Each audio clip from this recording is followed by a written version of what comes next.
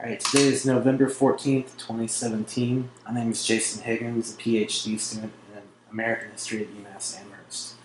This interview is part of the Incarcerated Veterans World History Project. I'm in Shelburne Falls, Massachusetts, at the home of Glen Douglas, a U.S. Army veteran from the Vietnam War era. Mr. Douglas, thank you for joining me today and for your willingness to share your story and participate in the project. You're welcome. Let's start with when and where you were born.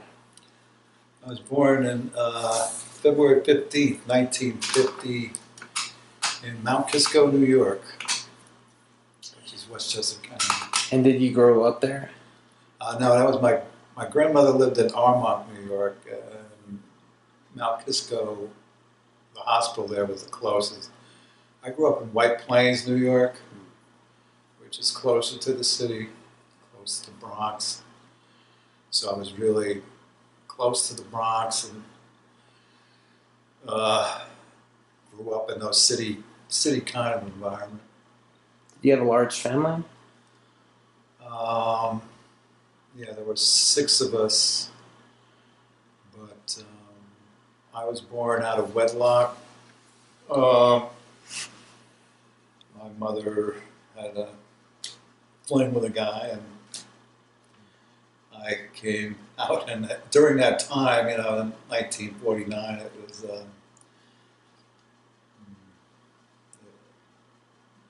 having a baby and not being married, was looked down upon, and abortions were dangerous. Mm-hmm. So I came in a winter storm, and then she kind of just had 5 children pretty much right after my stepbrother was born, within a year after me. So Did she marry? yeah, she got married to their father. And do you consider him your father as well?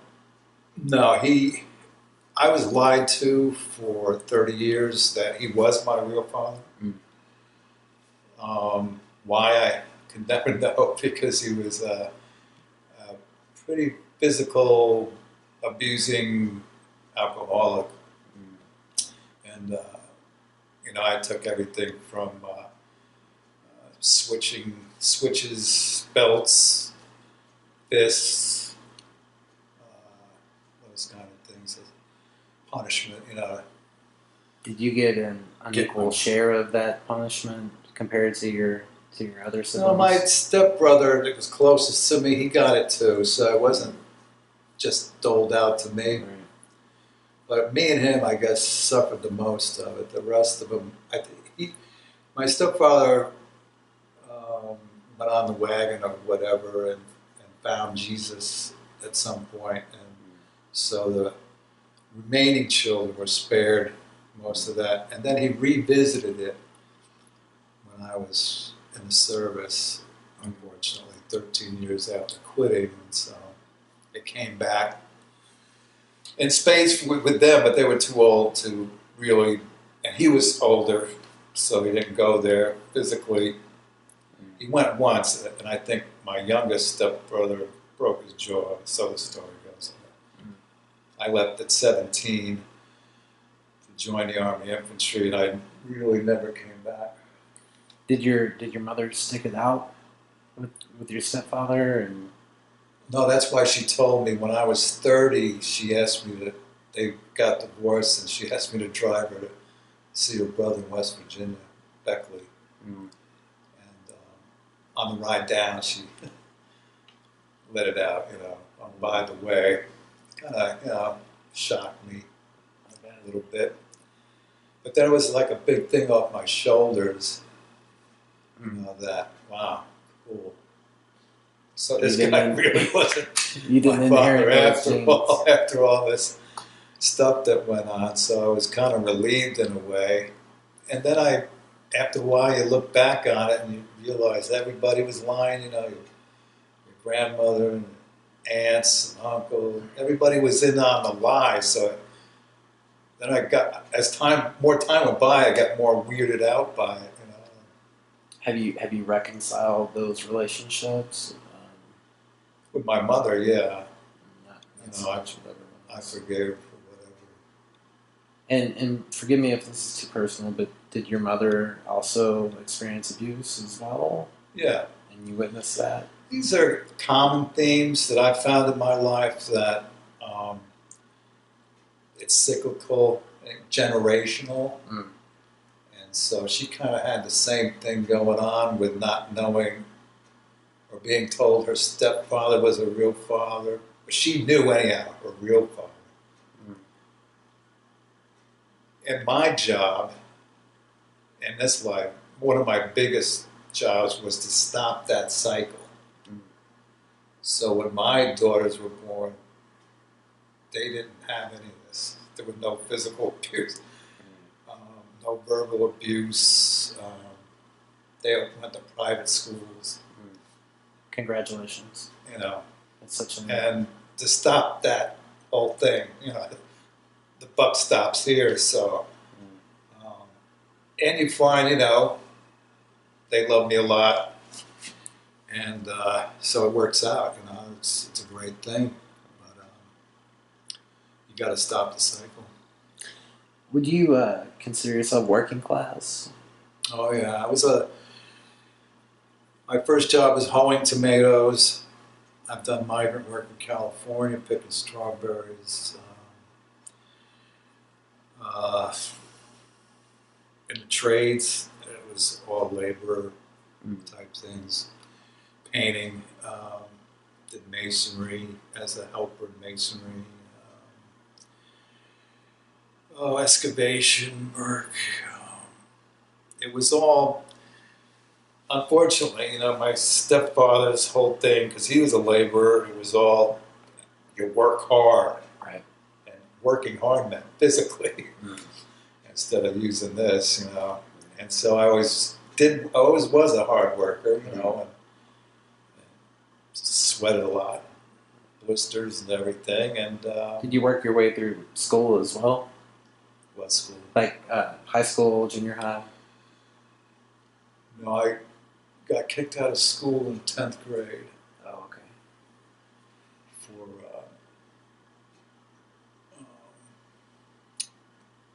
they call it? Not going to school. Not being there. Right. And getting in too many fights. Pretty rough neighborhood you grew up in? No, it was in White Plains when I was younger. It was that way, but I got stabbed in the back by a kid. I got sliced on my knee. Fighting was a big, you know, it was just part of the deal, and fighting for lunch money, or you know, you couldn't let people take advantage of you, or else, you know, it was all over. So, I can recall, you know, being in a fight with a black kid in front of the whole school. The whole school came out, and there we are duking it out. But I was in boxing classes in White Plains when I was like 12 years old, or 11 or 12. And so I knew how to hold him. My biggest, the guy I admired most was Cassius Clay, who went Muslim and turned his name to Muhammad Ali. But I admired him. Had all his clippings. Had a big band book, you know, of all the fights he had. This might be looking a little forward. Did it change your opinion of him once he became anti-war? Well, the funny part of it was going forward was I went in Whitehall Street in Manhattan because I lived in New York. The same place that Arlo Guthrie wrote about. That song about how he goes to the draft board and he gets out because he keeps, I just want to kill. I just want to kill. And they go, oh, no, you can't join the army if that's what you want. You know? Right. Anyhow, no, I respected him because he came right out and said he lost a lot. Yeah, he did. He lost a lot of big money. He still kept his fighting ability, I think it was 2 or 3 years he was down. And I remember those hearings and stuff like that, but I didn't really get down on them. But when I went down to Whitehall Street, demonstrators were out and they were begging me, don't go in, don't go in. Wow. And I was climbing over them. This is how crazy it is, climbing over them to get into Whitehall Street, you know.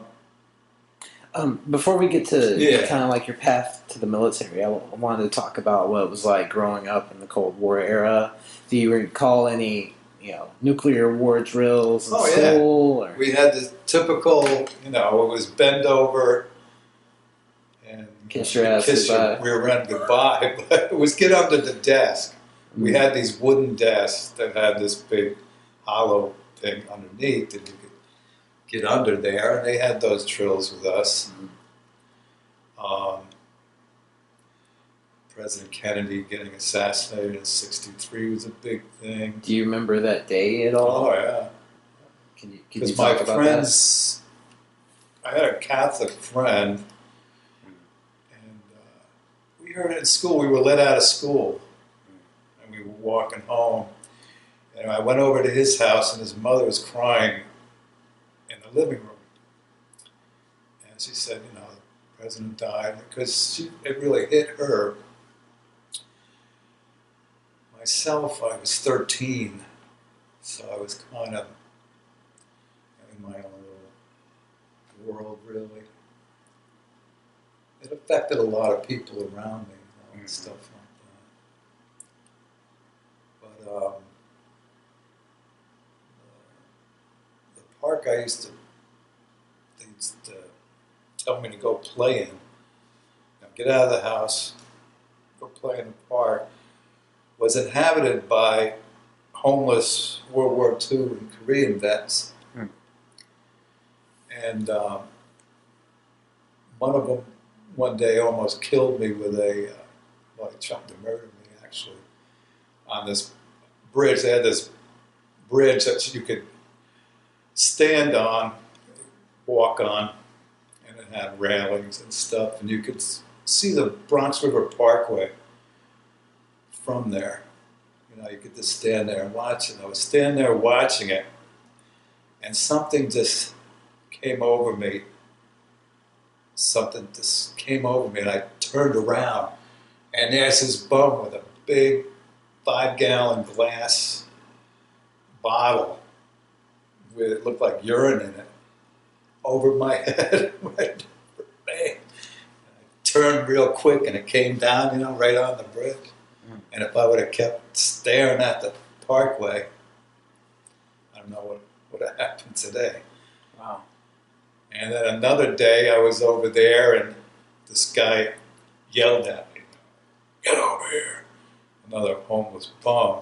And it reminded me of my stepfather, It's that kind of thing, you get the look, you get the shout, you got to, okay. So for some reason I walked towards him, and he grabbed me with his left arm and pulled my waist in and put his nose in my crotch. And with his right hand he was going for some rope. And that totally flipped me out, And I spun around and I ran, it was on a hill, and I ran down the hill. And I was going to run. I was always a great runner, and that saved my life so many times. When you can run, you can get out of situations sometimes. And I ran down the hill, and then all of a sudden I got really angry. I turned around, I started picking up rocks and stoning them. Just kept throwing them. I was swearing at him, and I just wanted to kill him. Mm-hmm. And eventually he got up and ran into the woods and walked into the woods. And I walked home. But there were these things that went on because, I was left to my own thing, a lot of times. Just go out and figure it out, man. On the street, you come out and you got hypodermic needles, condoms laying on the staircase, on your front door. Getting back to that era, I can remember the "I Like Ike" buttons, Eisenhower, and the parades. Everybody, getting behind Eisenhower. They loved Eisenhower in that area, So there was this strange mix of patriotism as well as violence and crime in your neighborhood. Yeah, it was like and a lot of racial stuff. Right. But I never experienced racism until I got in the Army. That's when that came out. But, so what led to your decision to enlist in the military? Well, I got kicked out of school. I tried washing dishes. I was running off to New York City, staying in flop houses in the Lower East Side, and it just wasn't working out. I couldn't make enough money really to do anything. And then in my family, my uncles were all Marines or Navy or Army. And some people had said that, well, you're really not going anywhere. Might as well join the Army. Of course, 1967 was the height of the Vietnam War. And they all knew it. They all saw it on TV. But it was that. It was really I felt I didn't have many choices. It was either that or I was going to end up in jail somehow. And so I enlisted, but I needed my parents to sign for me because I was a minor. Which is funny because then the Army takes over loco parentis. In a way, I didn't really realize that at the time, but years later, they were loco parentis. So I can remember the night before I got really drunk with my best friend, and we both kind of passed out behind the school, which got me home late to catch the train to go down. And as I came through the door, I got the hardest smack I ever got in the face in my whole life by my mother. I mean, this was so hard. I saw stars. She caught me like the biggest sucker slap in the world. I came around. Wow. And she goes, "You're late. You can't even do this." I'm like, "Well, So I'm reeling. I got a headache. I washed up, changed to something, and jumped on a train in Brewster and went down to Manhattan. Got to Whitehall Street, and the sergeant's going, "You're fucking late.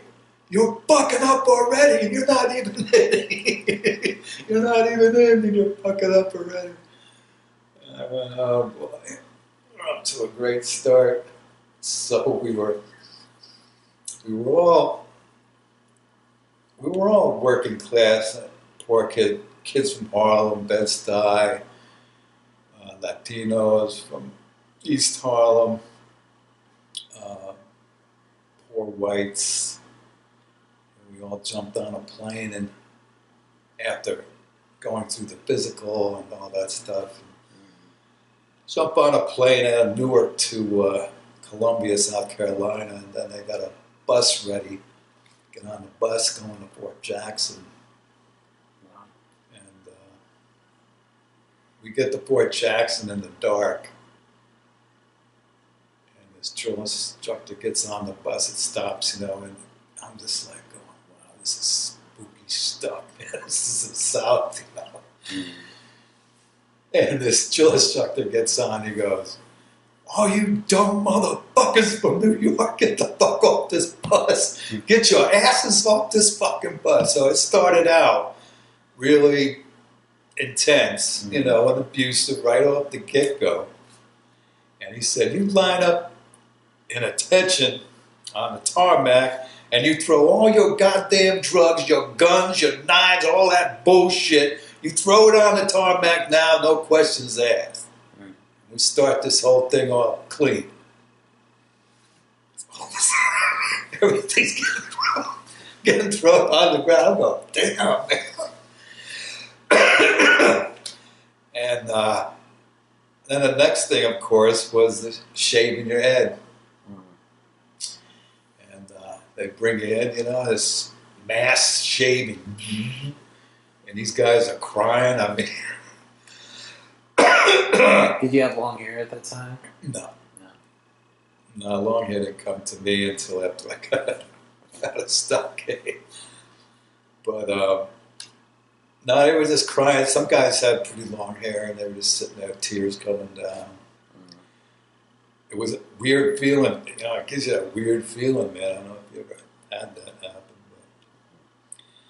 But, then they take you to a warehouse, and they got all the uniforms. I mean, your fatigues and your T-shirts and shorts, and to me, it was like all new stuff, you know. I didn't have a lot of new stuff growing up, and the smell of it was so not cotton down south. It smelled clean, it smelled nice. And, that smell always stayed with me till this day. And the boots, shiny boots, but they kind of dress you, you know, none of it fits. You just look like you don't look like the soldiers you see marching around. They look like soldiers. You look like a drab, you know, you're in basic training. Probably 140 pounds, soaking wet. Yeah, I was about 155, 160. Okay. And You were 17? yeah. And they were, they told you right off the bat, you're expendable. Don't think too much about yourself. Oh, you got a girlfriend? Oh, well, Jody's going to take care of your girlfriend. They had this mythical character named Jody. He's going to take care of her. I mean, he'll take care of her. So write that shit off, all right? Don't worry about your mommy and your daddy. Don't worry about any of those shits. Where are your mommy and daddy now? And so they want you, they thought their best fighting person was a 17-year-old who had no emotional attachments. They started chopping those off. Get away from that. And, you know, in my outfit, when I went in, of course, we had an abusive freaking drill sergeant. Criminal, really. But they put the New Yorkers in their own platoon. There were so many of us, they said, you guys are in your own fucking platoon. And we're in the South. And that's where I got this whole thing of the Yankee thing came in. I never heard that shit my whole life. Yankee? You mean the New York Yankees? Oh, your Yankee fucking ass, you know. And they hated us worse than black people. I mean, they hated us. So we went the opposite way. We said, okay, we're going to beat you at everything. We're going to beat you at riflery. We're going to beat you at the PT, the physical training. We'll beat you anything, you know. So they put this thing. And we reacted to it that way, you know. We said, we're going to beat you, all you guys. Because those Southern guys could shoot. They were really good at, they call it Kentucky windage, you know. They don't need a scope and stuff. Work with that scope they had on the rifle, you know, on M14, and they were good. But you know, I excelled in all that stuff. Expert at 45 caliber pistol. I was a 11B 20. You know, that was my MOS, which means you're a rifleman. So here I was going from being a laborer to being a rifleman. Nothing that you could transfer to the civilian world when you got out. You were just going to do that. It's kind of over after that, unless you're going to be a hitman for the mom or something. But, So, can you talk a little bit more about how they kind of tear you down as an individual to build you up in this collective unit? yeah, it's like I said, it's a psychological thing about separating you from the family. I had the typical Dear John letter. My girlfriend went out, one of my best buddies, and they got married. So I got hit with that. Got hit with my grandmother passing away. I had to go home for that, but they got me there late. Then I had to get back. So I had two heavy things happen like that. They don't work. They didn't work on you like they did at Fort Dix. That's a whole different thing. That they want to, break you down in a way. I mean, it's a lot of physical, strenuous stuff. You could go, for instance, on a 15-mile forest field march with M14, which weighs about 7 pounds. Your pack could weigh 30, 45. Boom, boom, come back. Guess what? At the end of it, you're going to run in the sand pit. Oh, but it ain't over yet. You're going to run in circles in the sand pit, and then we're going to let off canisters of tear gas. Then it's over. After you're vomiting and crying and snot's coming out of your nose. I don't know if you ever experienced tear gas or riot gas, but it's intense. Did you ever witness anyone being singled out for more punishment? People.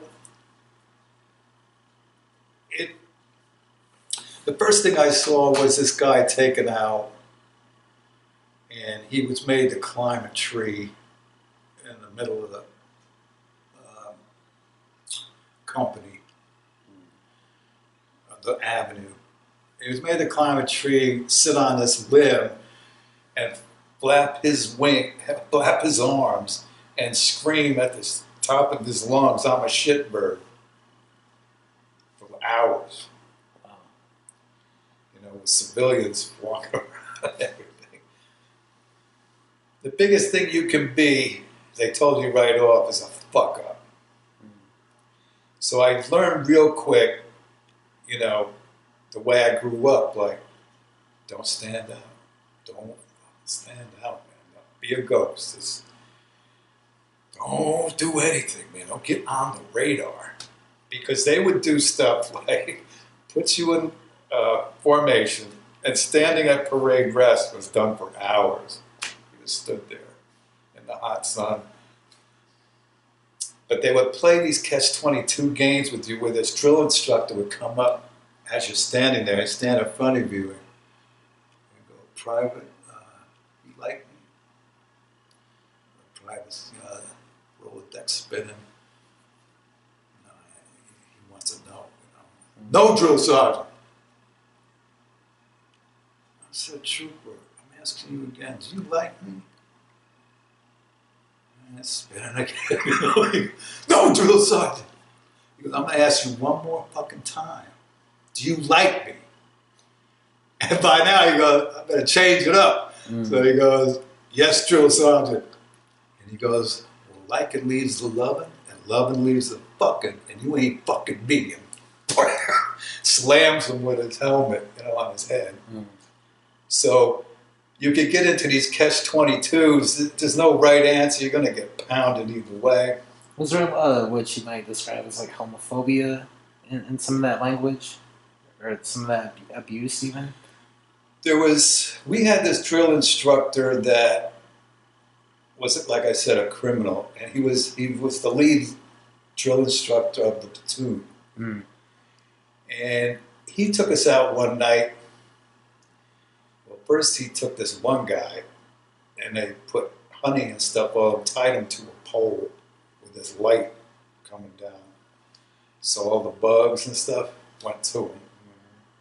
Then they took all us out, And we had to stand on each other's toes. Or the guy facing me would have to stand on my toes and face me. And you had to say to him, you love him, I love you, all this kind of stuff. Right? And there were so many of us that I would just go, I ain't saying this shit, all right, to the guy who was there. But I don't know what his bag was. I mean, this guy was really weird. But you have to, the whole thing, you're cleaning floors with toothbrushes, bathrooms. You're woken up at 2 or 3 in the morning. It's like that. You're getting about maybe 3-4 hours sleep a night in basic the first 3 or 4 weeks. And then he went to the point where we would only get paid twice in the whole cycle because it's a 8-week cycle at that time. So you get paid after the 4th and then after the 8th. So after the 4th, he'd get in line and go, well, my family's, we got this problem, financial problem, because they're paying you in cash. It's what they call it is when the eagle shits. Payday was when the eagle shits. And so you were coerced to give them a 20 or whatever. 25, 30 guys, it's not a bad payday on the side. This is your instructor you're talking about? Drill instructor, yeah. He's the one who did the, standing on the toes, and he was the one actually after basic that drove us to the House of Prostitution in Columbia, South Carolina, and brought us all home. For a lot of guys, would that have been like their introduction into manhood, so to speak, or? Well, guys like my age, yeah. I mean, I had girlfriends. It was lucky I didn't go all the way because my friend who, when I got the Dear John letter, he did, and she ended up pregnant. He was saddled with that early on. Right. But I was flipped out. I mean, I came in, I had no idea what this place was. I thought it was just a hotel. And then on the second floor, I see these girls running around in their underwear. I go, God damn, what the hell is this place? And they bring you in a room and they knock on your doors and, hi boys, what can we do for you? And I had no idea what to say. I mean, I just had no clue. So this was part of like the ritual for graduating. It was his thing, yeah. That's what he did, You're gonna, maybe he was, this guy was such a hustler, maybe he was getting some payback from the girls, or the establishment. Right. I'm bringing in 30 guys, that's a lot of money. At what point did you realize that you were probably preparing for Vietnam? Or did you? Right off the bat, because bayonet training was killing gooks. It wasn't Vietnamese, they were all gooks. We're killing gooks, we're winning over there.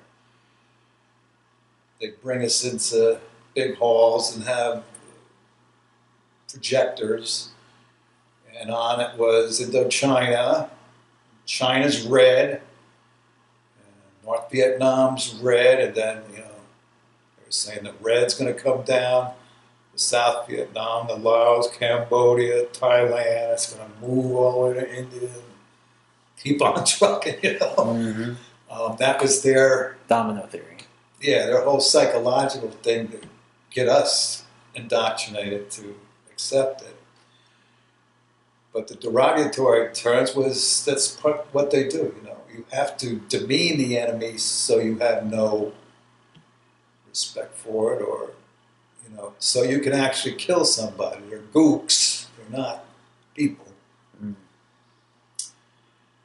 later in my service, of course, that dynamic changed. It was gooks when I was training, and then when I was in Latin America, Vietnam vets were coming to Latin America, and they were calling him Charlie, which is a more endearing term. Because in the end, any veteran will tell you that's been in combat, there's a certain respect you have for the enemy. Mm. It ain't like, this total hate trip that you hear about a lot. It really is a respect that, they do unto you what you're doing unto them. Mm-hmm. And they're pretty good at it. But I never heard gook after training. In the regular service, it was always Charlie, because we were starting to, after the Tet Offensive, everything was starting to go the other way. But LBJ, all the commanders, Westmoreland, everything. In the fall of '67, they're like, "Oh, we're winning, we're kicking butt, By at the end going to of be the a tunnel. done deal, And that's what was filtering down to us. We're winning. They're gooks. And so when you stabbed them with your M14 with a bayonet affixed, you're stabbing a gook. And they had a picture of the slant eyes and everything. And it's how it broke down. Do you think that type of process made it more, made it easier for men to kill not only combatants but civilians too, like women? Collateral damage, that whole thing, I guess, comes out of fear. And you can't, it's hard to blame it, I guess, because the Vietnamese, or Viet Cong, there were so many different elements. But they used to strap, like the so-called terrorists use suicide bombers. They would too, in marketplaces. And you get really paranoid over that kind of environment, And when you rip it out, or you're in a jungle, if you understand a rainforest, it's a dense place. It's not like here. You can't see it, 2 feet in front of you. But you hear fire coming out, or you get fire coming out, it's lighted up, and everybody's just, the one military aspect I learned in training was the thing that wins a firefight is the fire itself, the volume of it. Not really, there is some direction to it. I mean, you can't just be shooting up at the sky, but it's the volume of firepower that wins a firefight. And tactical stuff, yeah, that's true too. But in a jungle situation, you're not out there seeing everything. You're just lighting it up. You don't see it until you start to advance through it, But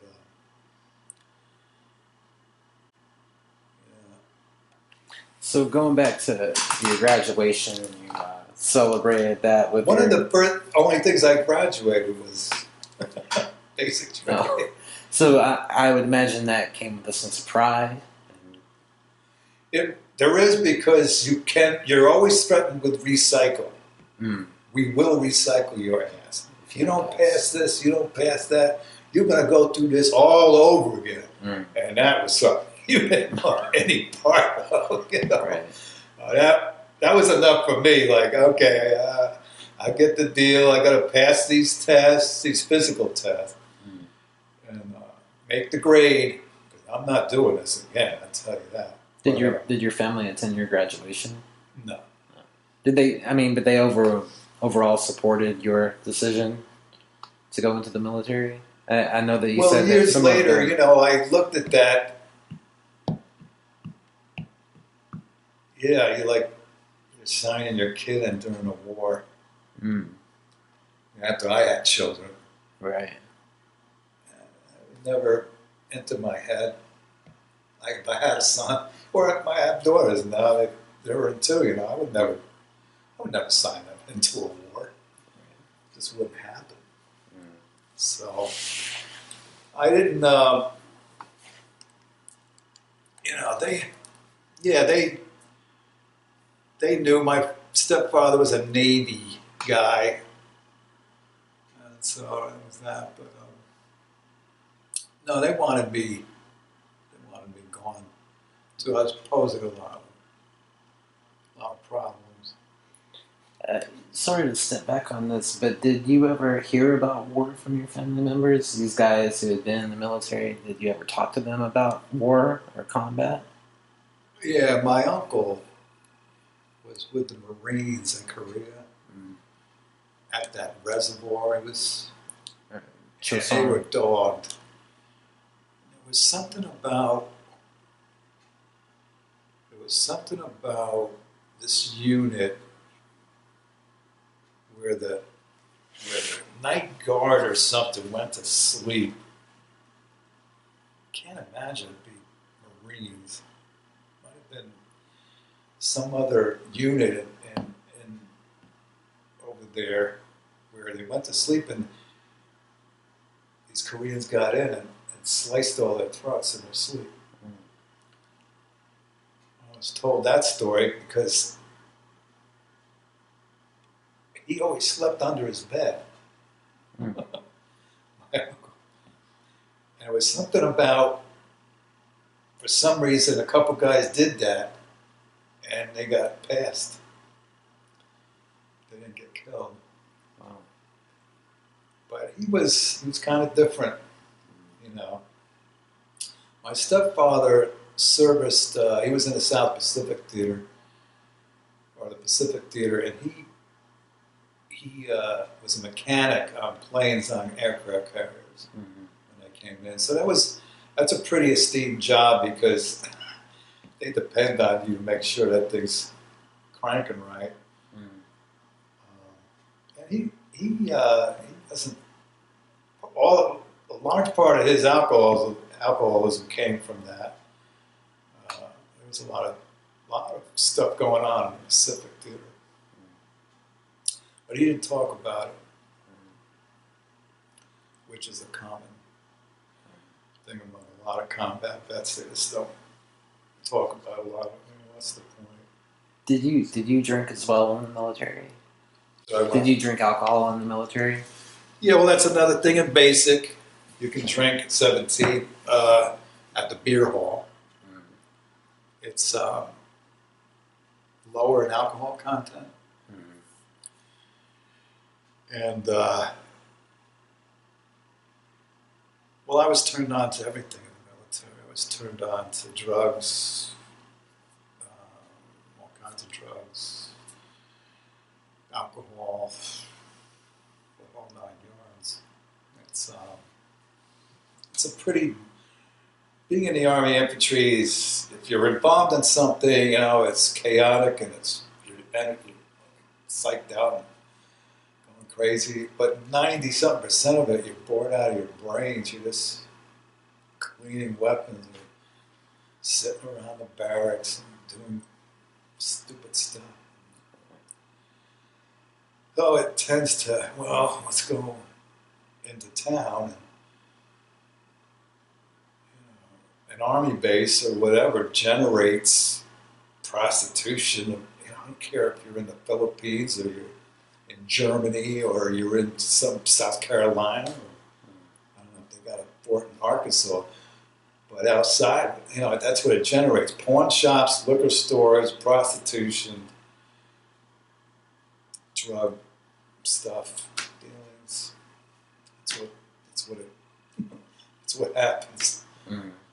So, yeah, I didn't drink during duty or anything like that. It was part of the basic training scene after the first so many weeks. This was your reward to go to a beer hall, throw some beers down with the rest of the guys. So you went to AIT? Advanced infantry training, catching that train out of Columbia, South Carolina. Slow ride, and I got to see the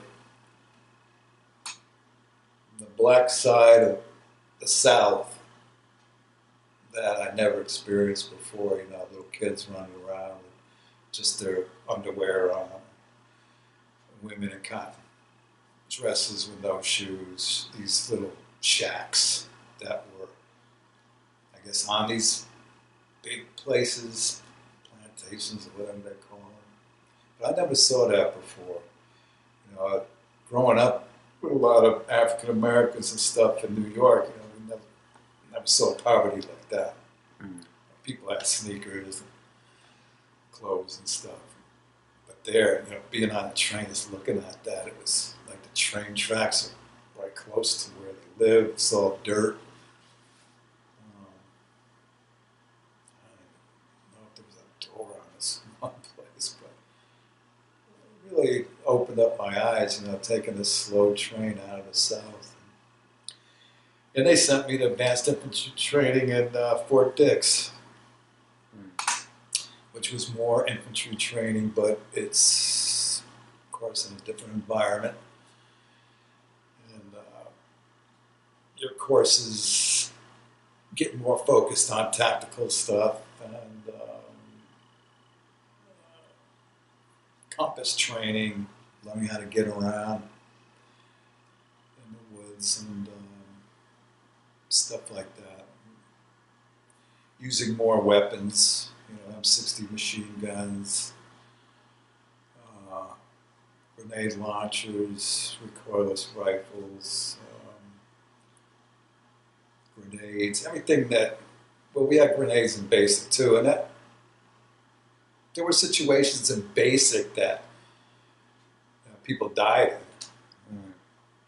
Exhaustion from the training. While in your particular unit? Just fall out and they don't come back. Find out they're dead. People panicking during live fire training. And standing up or whatever when you're supposed to be keeping it down. Getting zapped that way.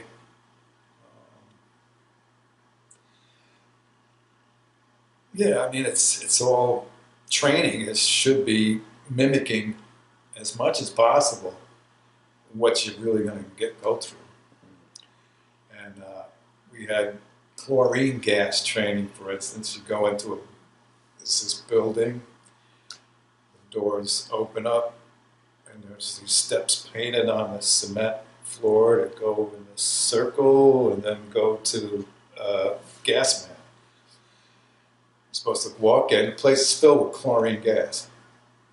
You got to walk in, walk on those steps, get to the mast, clear it, and breathe. Well, a lot of guys, you know, panic. They run out of breath or whatever. And GIs would block the door so they couldn't bust through. Not until they died, but just enough to scare the hell out of them. And then the other gas training was standing in formation and being told, if you fucking move, we're going to kick your ass. Kicking your ass was a big thing. We're going to take you in the back of the barracks and kick your ass. It was like, if you think you're bad, we know what fucking bad is, all right? So it was kind of making your breaking down thing. Get over the thing about how bad you fucking are. Because we're going to show you bad. We'll kick your ass. And they weren't messing around. So a lot of guys who were playing this macho stuff in the beginning, you know, kind of settled out. And of course, like prison, they make you the squad leader, you know, the baddest dude, you know. Keep the other ducklings in place. But they put you in formation and then take the riot gas and poof, throw it down at your feet. And riot gas, as soon as it hits your armpits and your crotch, it just burns like hell. I mean, it burns so bad you're going to cry. There was no way anybody standing there. Everybody just took off into the woods with these DIs chasing us, you know. But I I said, catching me, man. I don't give a damn. You know, once I saw one guy bolt, I said, I'm out of here. You know, everybody bolted.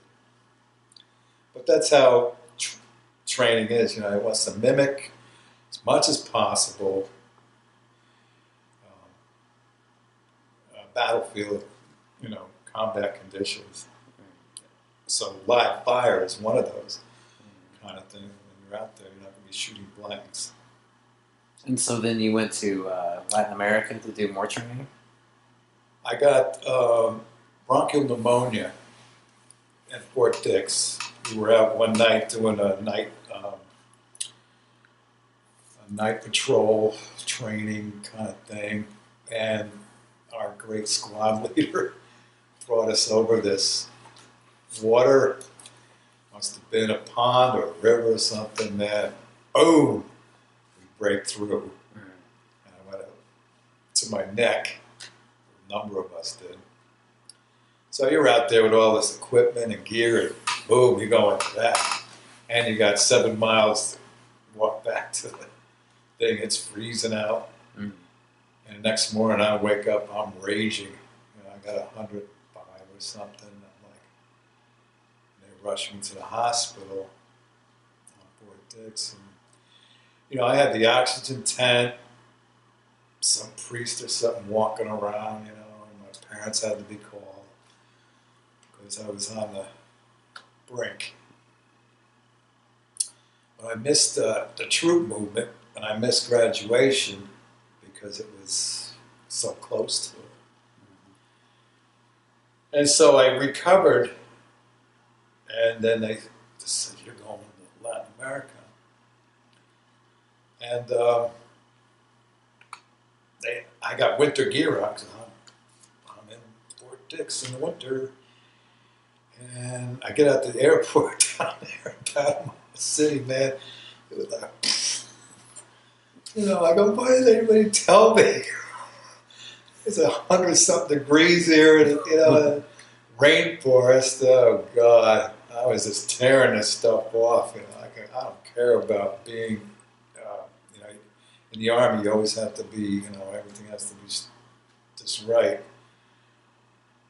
Oh, this guy picks me up in a Jeep, private, brings me to the. I was with the 193rd Light Infantry Brigade recon, but the whole battalion, the whole brigade actually was empty. There was no one there except company clerk, Sergeant Peck. And, well, he's a private, and then through his time there, he became sergeant. Yeah, so I got sent over to the other side. Fort Kobe's on the Panama City side.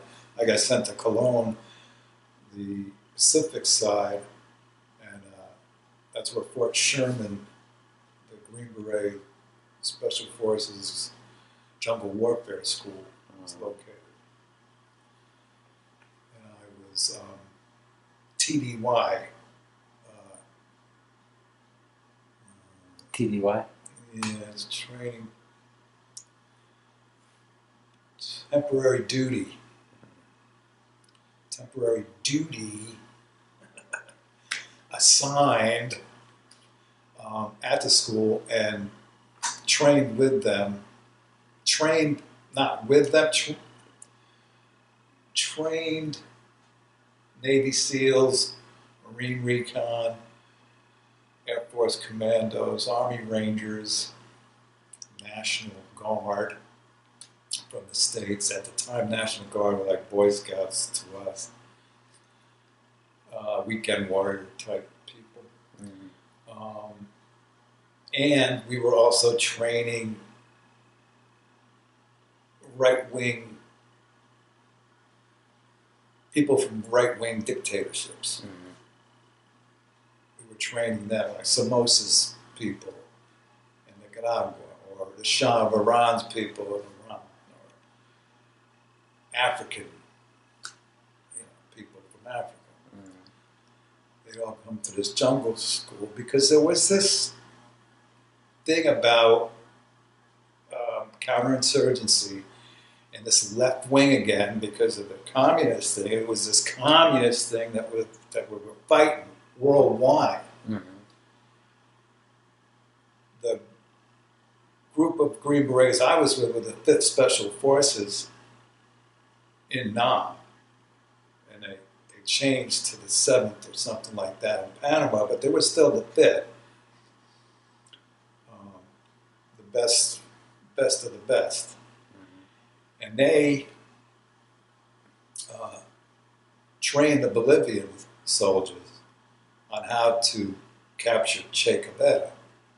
Che, with the Cuban Revolution, he was in Angola prior to training, trying to get something going there. So there were this fear from the Americans and all their lackeys that this thing is going to get bigger, There's Cuba, Nicaragua, and Latin America, and they saw Latin America as their backyard.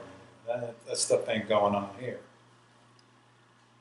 And so that's who I was, working with. In '65 they did that. I was down there 2 years later, so it was still very much alive, and I was teaching them, sniper tactics, sniper detection tactics, which is different than being a sniper. It's detecting snipers, escape and evasion, repelling,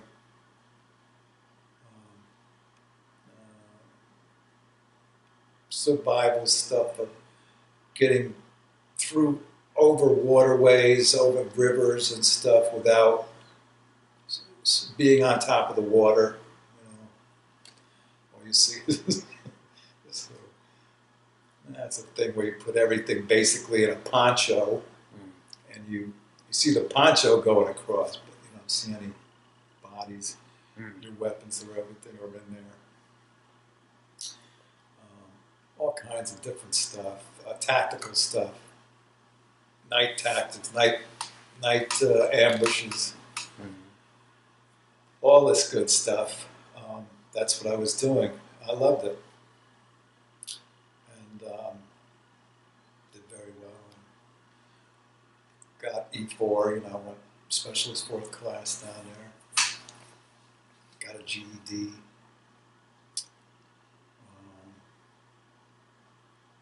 And yeah, I was loving it. And, I was in my element because I was in the bush all the time. I hated going back in base camp. I just, please get me out of here. Too much order, too many rules. Yeah, you had to shine your boots, do all this Mickey Mouse stuff, which I consider Mickey Mouse stuff. Mm-hmm. And in the bush, they would just let me out. I was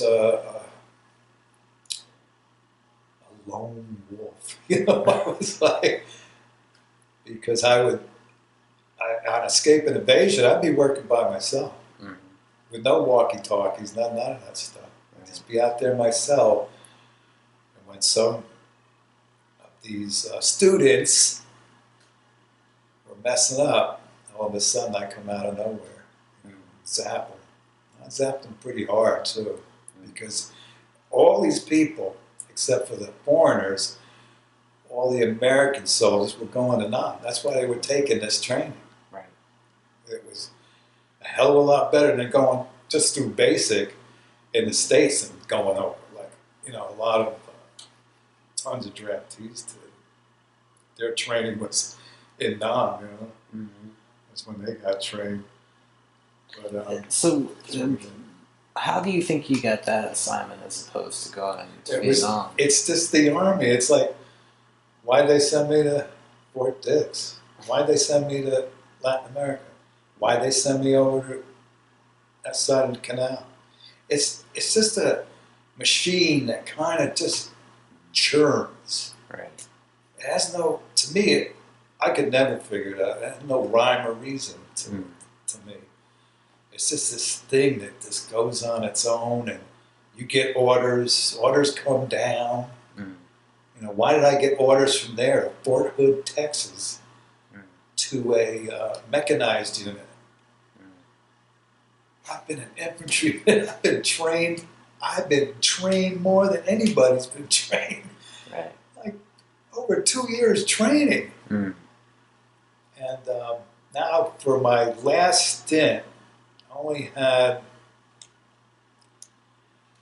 let's see, a year and a half down there.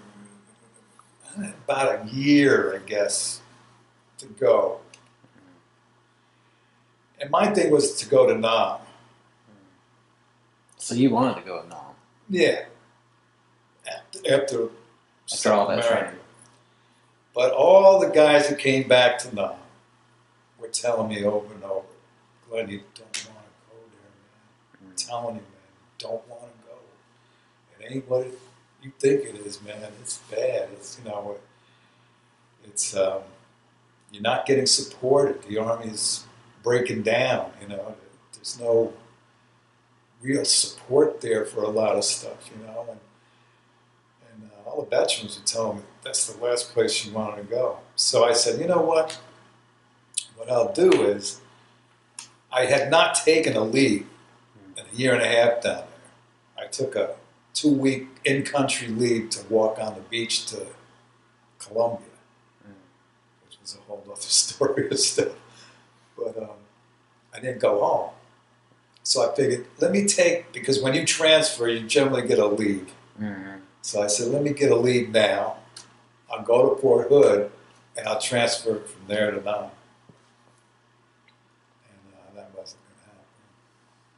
Because they told me at Fort Hood that you're not getting out of here until you ETS, which means you are discharged. So, were you ever in what you might describe as a combat situation? These things I don't really talk about because it's problematic.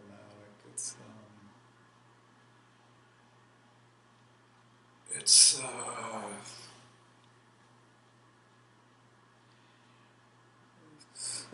problematic. Yeah. I understand. You know, off the record we can talk. But yeah, I don't bring that stuff up. Did you interact with civilian populations in your time in Latin America? Yeah, we in the bush. You know, you'd be in the bush doing your thing, and you'd run into San Blas Indians, the indigenous. They had other tribes, but the ones we knew most was the San Blas. Had interactions with them. Of course, we had interactions with the campesinos, poor, because that's as you're moving through the jungle, that's who you're going to run into. You're not going to run into the middle class. They're all in Panama City or the canals side. You know, we had the canal zone. You know, that was the place where they got Noriega. They went after him. You know, talk about messing with creating regime changes. Anyhow, yeah, we went to RACT. We went to RACT. They had shoeshine boys in the barracks. They had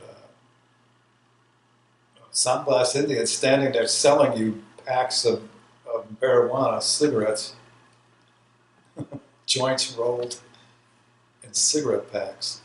And they were at the bottom of the barracks. I just walked in. I think it was pretty cheap, $5 or something for a pack of joints. Pre-rolled. Really great stuff, yeah. Panamanian red. You know, you mentioned drug use earlier, and I just wanted to kind of get an idea of what was it common that a lot of people in the field were using, or I mean, you mentioned cannabis. Were there other harder drugs as well? Yeah. Oh, yeah. We had opium, balls that you could buy, pure opium, Mm-hmm. so you could smoke opium. Cocaine was big time. Especially in Latin America. Yeah, especially in Panama. So it was not stepped on. If it was, maybe once, but I don't think it was. I don't think it got to that point down there. Plus, you could go to any drugstore and get speed or downers. Mm-hmm. So you could get barbiturates, reds, if you wanted them, across the counter, or black beauties, which was speed. With black beauties were popular because if you were in the bush and crap started to happen, then you could pop a black beauty. Don't worry about being sleepy tonight. You take one of those, you're up for 48 hours good. But that was all across the counter. And in our barracks, we used to go into the attic. All the guys who got high, which was a lot of guys, and you do everything up there. When the NCOs went home at night, they lived in a separate area. They had their own billets of houses and their wives and kids and stuff. And as soon as they went home, we'd go upstairs and get high and then hang out. Listen to records, listen to the Doors and the Stones. Everything that was happening in America. We didn't hear a lot of what was going on. Like, we didn't hear about Martin Luther King getting assassinated. Bobby Kennedy, did you hear about that? No, I don't believe so. We had no TV, had no papers, and like I said, I was anyhow, in the bush a lot. We were basically the whole battalion was a rapid deployment operation where in 24 hours we had to be ready to go anywhere in the world. Mm-hmm. Most of the time, Latin America. But you had to go anywhere in the world. And so you had to have your gear, spiffy and ready to go. Everything clean. And so that was, on one level, that was one thing that was on me. And then when you're on the other side, you're doing that thing. But over there, you can get the 24-hour call, and you got to beat it back and be able to jump on a C-130 somewhere and get out of there. And now I know that you're not really willing to talk about like combat operations, but did you consider all of your time there in training exercises? Yeah. Combat. Were there was there live operations, right? Like, did you actually go on? There were missions? instances, and like I said, it's complex because these things are off the radar. They're not. And I'm an E4. These are covert. I'm only given parts. Mm-hmm. My part would be just this part of the perimeter on an LZ with my grenade launcher and M14 or M16 or whatever. That's my job. Mm-hmm. I don't know where the fuck we're going. Right. Who's doing what? Why we're there? There's no signs that go, "Welcome to Colombia," in the sky or anything. On the ground, you just crossed over the border. There were a lot of things going on, of course, with the special forces. Those guys are the deal. We were always support. Right. In support, though, there's things that happen. And I can tell you, one thing was just getting a call on a phone guarding this roadblock, and you get the call. Well, we got two elements coming down, hostiles, and they don't stop, shoot away. And we had 12 gauges. And one guy might have a rifle, whatever. The guy didn't stop. We lit it up. You go over, you check it out, and that's the end of your job. You're not taking the body anywhere. Other people came in and did that. Because you're not in a combat zone. Right. You're not. It's like those Green Berets in Africa. They're training. Training. And but something happened, right? So you can be in situations, but I can't tell you anything. I don't want to tell you anything because I don't have all the information. I'd be just talking. Well, yeah, I know what it's like to have bullets go by me and be scared out of my ass and fire back. Right. I don't know, Other than that, I just don't have the information, and then Fair enough. all that's eradicated on my DD-214 form. I wasn't down there. They have me in Europe. Interesting. So that's how weird. Ever go to Europe? I've never been to Europe. My wife just died.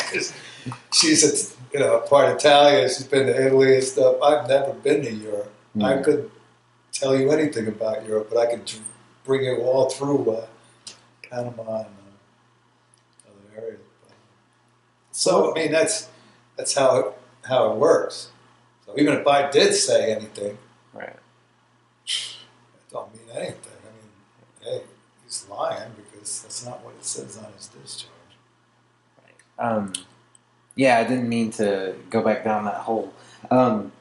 Yeah, I was just trying to figure out if these were like covert operations or if there were. Yeah, that's a romantic thing. I'm sure there is. I've read books about special forces doing their thing down there, but I was supported. I was asked to hook up with them because they liked me, and stuff. As a kid, they were all in their 30s. The Green Berets were. Yeah, they were the best of the best. These guys I really respected. They just knew their stuff inside out, and they did 2 or 3 tours in a lot of them. And they were very professional, none of this weird crap. It must have been a different world going back to Fort Hood then. It was brutal. And that's the whole, when I went there, it was like this overweight guy, big, heavy set guy, white guy at the top of the stairs. I still remember it. And he goes, "Where you from, boy?" And me being in New York, I go, "You see a boy, you kiss his ass, Corporal. All right, I'm from New York." And he swings open the door and he goes, "We got ourselves a wise-ass New Yorker, boys." And sure enough, everybody in there was from Alabama, Mississippi, Louisiana. And he told me right there at the front, he said, "You're bunking with that nigger." And me and this brother hooked up, and, they hated me more than them. So I was a Yankee. Now I was really in the belly of the beast, I go, wow, I got to get through this. It ain't going to be fun. So you and that guy become close friends, or? Yeah, we used to go split on the weekend, man. As soon as Friday night come, let's get out of here, because that's when it could get real dangerous.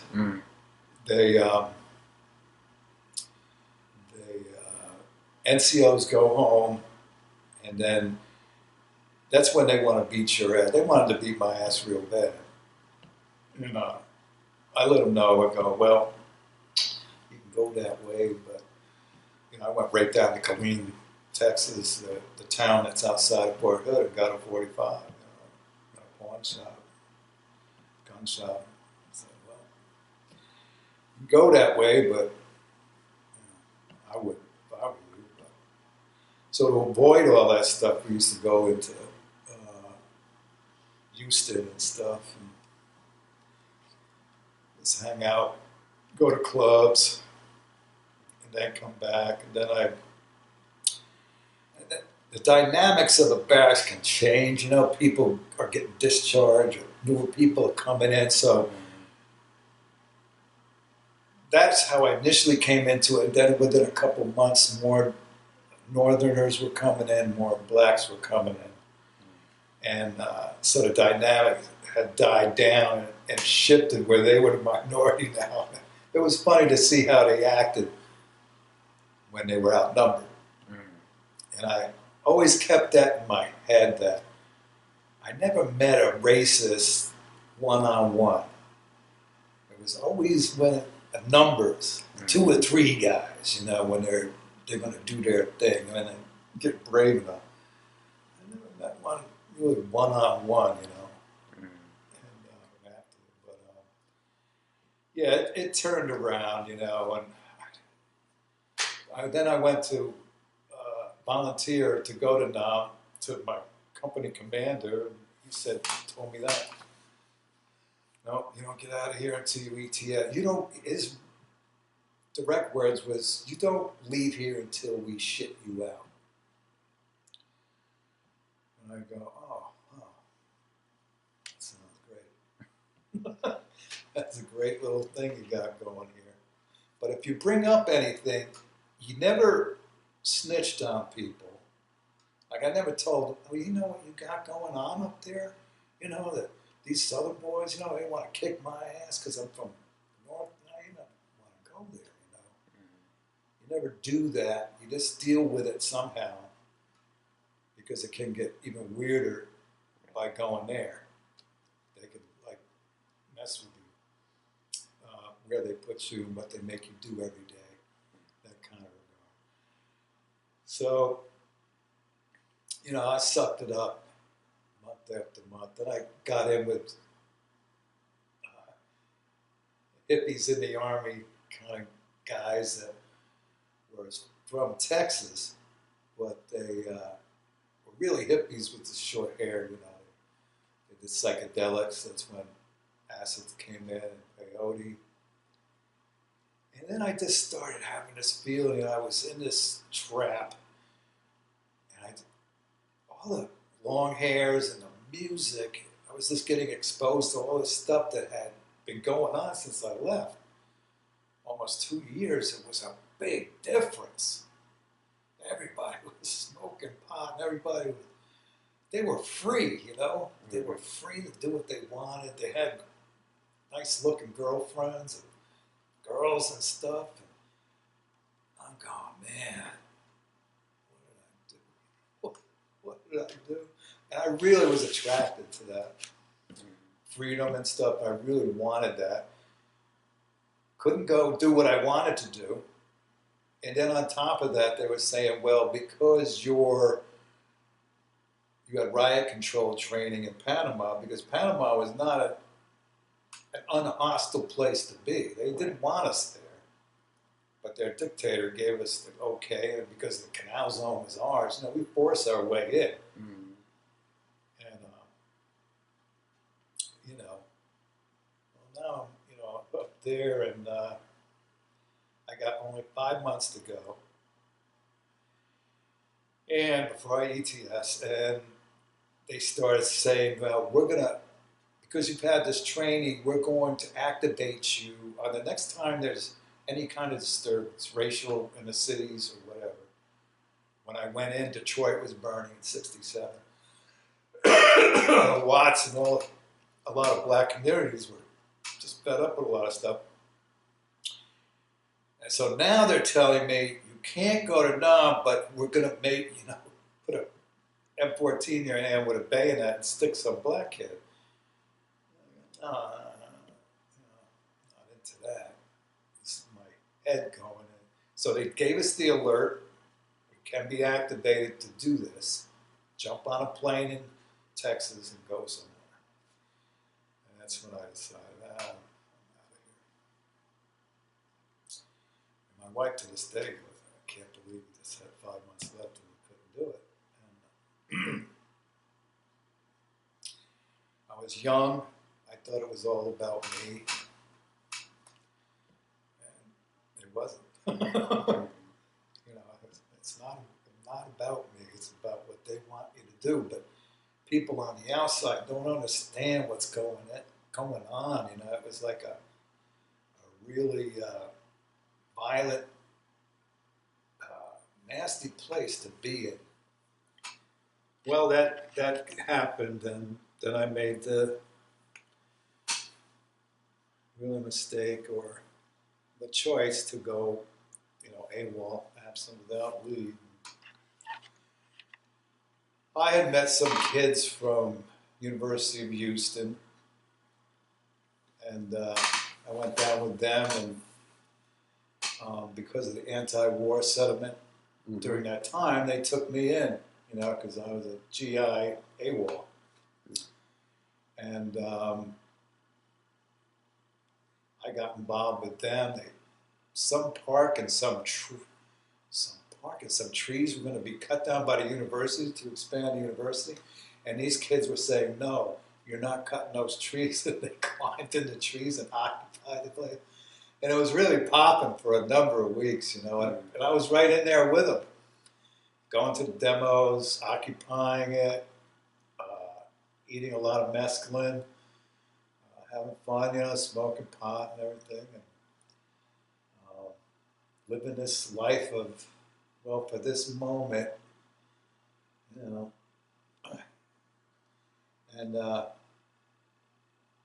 then one day we were there, and I could see the police starting to surround the place. My military thing kicked in, and I go, I'm not getting caught. They're encircling this place. Everybody in here is going to be caught and jailed or whatever. So I told two of my friends, college friends, I said, if you don't want to get caught, within minutes, this whole thing's going to be tightened up. We got this avenue now to get out. So they got out. And then they started, looking for me.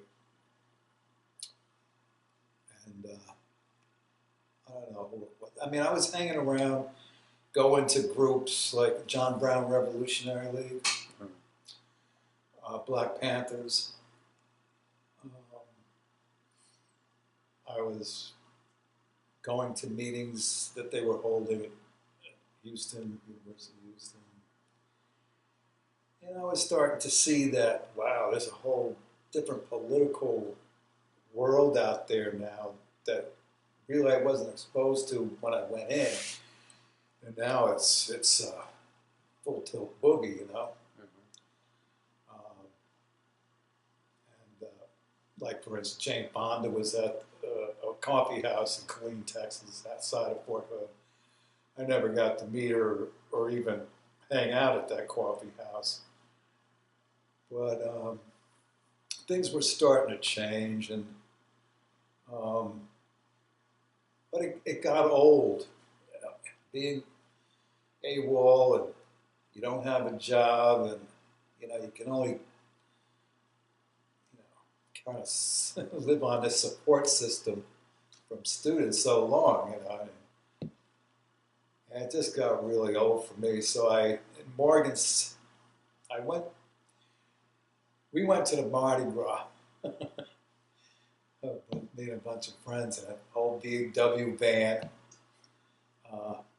Went to the Mardi Gras, and that was my last big party, and that was something I never. Wow, what a party that is! It goes for weeks, Yeah. And then after that,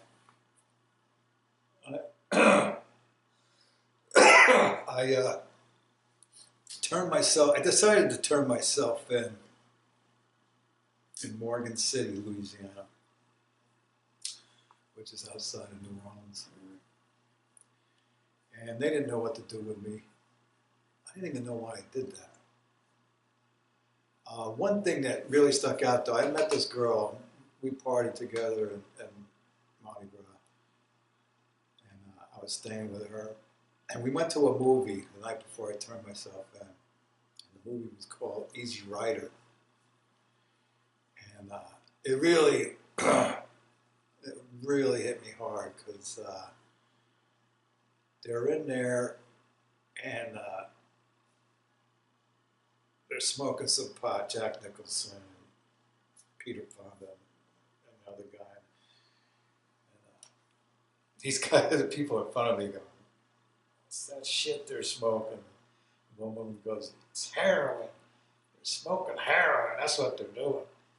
And I go, "Oh, wow," you know. And then at the end, when they get shot, the whole place stood up and clapped, applauded. And I went, "Wow, now I know where I am." You know, I don't know if you ever saw that film, but yeah, it's everyone to get up and applaud, you know, and I'm just sitting there looking around me like this, going, "Whoa, where am I?" Well, anyhow, I had a great play, and Morgan City was in the movie. Mm. They went through there. So I turn myself in. They don't know what to do with me. They call my stepfather. He gets on the phone. He says, "You're a fool." And I go, "Oh, yeah." So they let me languish there for a month, with a guy who shot his wife in the face with a shotgun, killed her. That was my cellmate. And in the prisons, jails then, there was segregation. Black state on one side, whites on another. So at night, the blacks used to bang through the cinder blocks, yell that they were going to kill our white ass. And the whites on the other side would do the same thing. Oh, that was my first experience with jail. And then finally, this MP showed up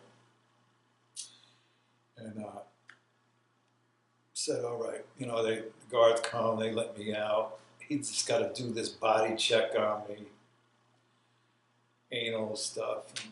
And, are you guys faggots or what? What is with that? What are you looking for?" Strip me down and do that stuff. So they get a bunch of us. There's evidently in the whole prison system, there were a lot of these guys who got apprehended somehow, and now we're going to be transferred back to the Army. So I can remember being handcuffed and waist chained and ankle cuffed and doing that walk and coming out into the street to get onto this bus. And I remember this woman had her little girl. And the little girl looked at us and went like that, and jumped in her arms. And she goes, "It's all right, honey. They're just criminals." And that really, man, it was like, boom, boom. Wow, I'm scaring little kids, And so we get on the bus, and he says, "All right, you fucks, I don't want anybody fucking smoking, no fucking eating anything. You just sit there and shut the fuck up."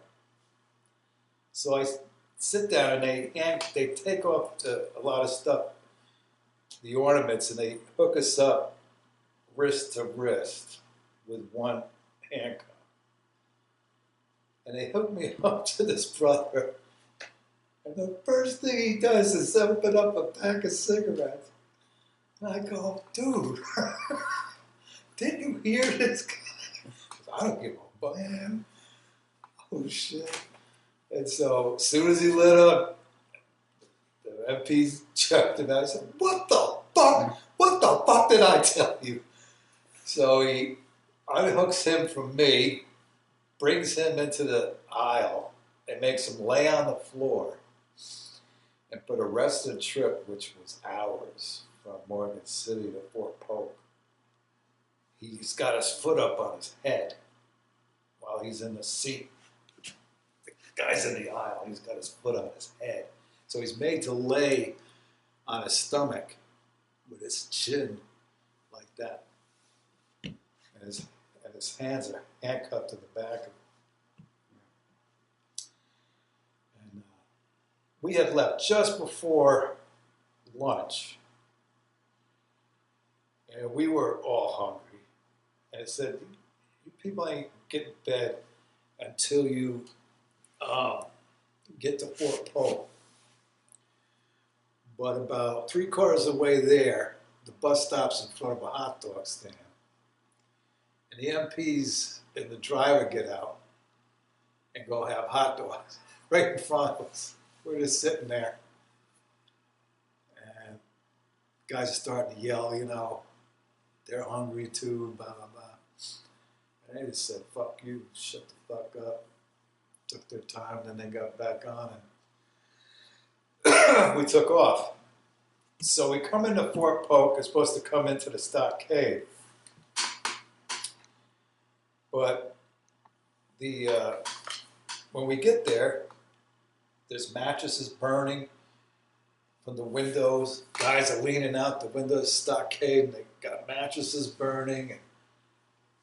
And the driver goes, whoa, there's something going on there. There's a bus already halfway in Sallyport, which is Sallyport on a Stockade is is the entrance. They call it Sallyport. But this one bus is in there, they can't close the gate because the bus is not going to go all the way into the yard because all this stuff going on. So they take us and they bring us to these special barracks, holding barracks, till we can be processed, and then we're going into the Stockade. The racial climate was really bad, and in this one barracks, the blacks had the bottom, and they made the whites stay upstairs. And it was only about 5 of us upstairs. There must have been 20 or 30 blacks downstairs. And during the day, I don't know, people do different things, you know, so we weren't all together. But during the day, I can remember being upstairs, and his brother came up, and he was from, I forgot where he was from, somewhere in the north. And he lit up a J, you know, we started to smoke and talk about music and blah, blah, blah. And then night came. And so we're upstairs talking, all of a sudden the lights go out. And this guy from Texas gets up and goes, man, what the hell? Goes over there and puts the light on. And all of a sudden, 15 blacks charge up the stairs and start jumping on people, just jumping us out. The brother that I had the J with comes over to me and goes, whoa, whoa, whoa, don't touch him, man, he's cool. Which set me in a real bad way because all the other guys are from South or Midwest. And they're getting attacked and I'm getting, singled out. Saved, real bad, place to be in. Anyhow, they do their thing, they kick a lot of butt, go back downstairs, and I'm laying there on the bunk, and I hear this guy crying or yell, cry kind of thing downstairs. Muffled sounds, thumping sounds. And then this gargling sound, like a hole. And we didn't make a move because of what already transpired. It was pretty silent. I didn't even make like I was awake or I even heard it. But next day we went, you have to go downstairs to get out of the thing, get out of the barracks. And I look over this bunk and there's blood all on the ceiling. Because the ceilings were kind of low. like if you were in the top bunk, you could touch the ceiling. And word was they slashed his throat, you know, and killed him. And there were all these, at the mess hall and stuff, you couldn't eat. They'd gang bang, bum rush the line, you know, 15 or 20 guys, and just bum rush the line, go ahead, fuck you, get out of the way. And then by that time, all the chow was gone. So we're there under these gangs are going around and just getting you for what you look like. I mean, there he is, get him. And I said, well, it's time for me to leave. You know, I was still in my civilian clothes, which I had on when I went to Morgan City.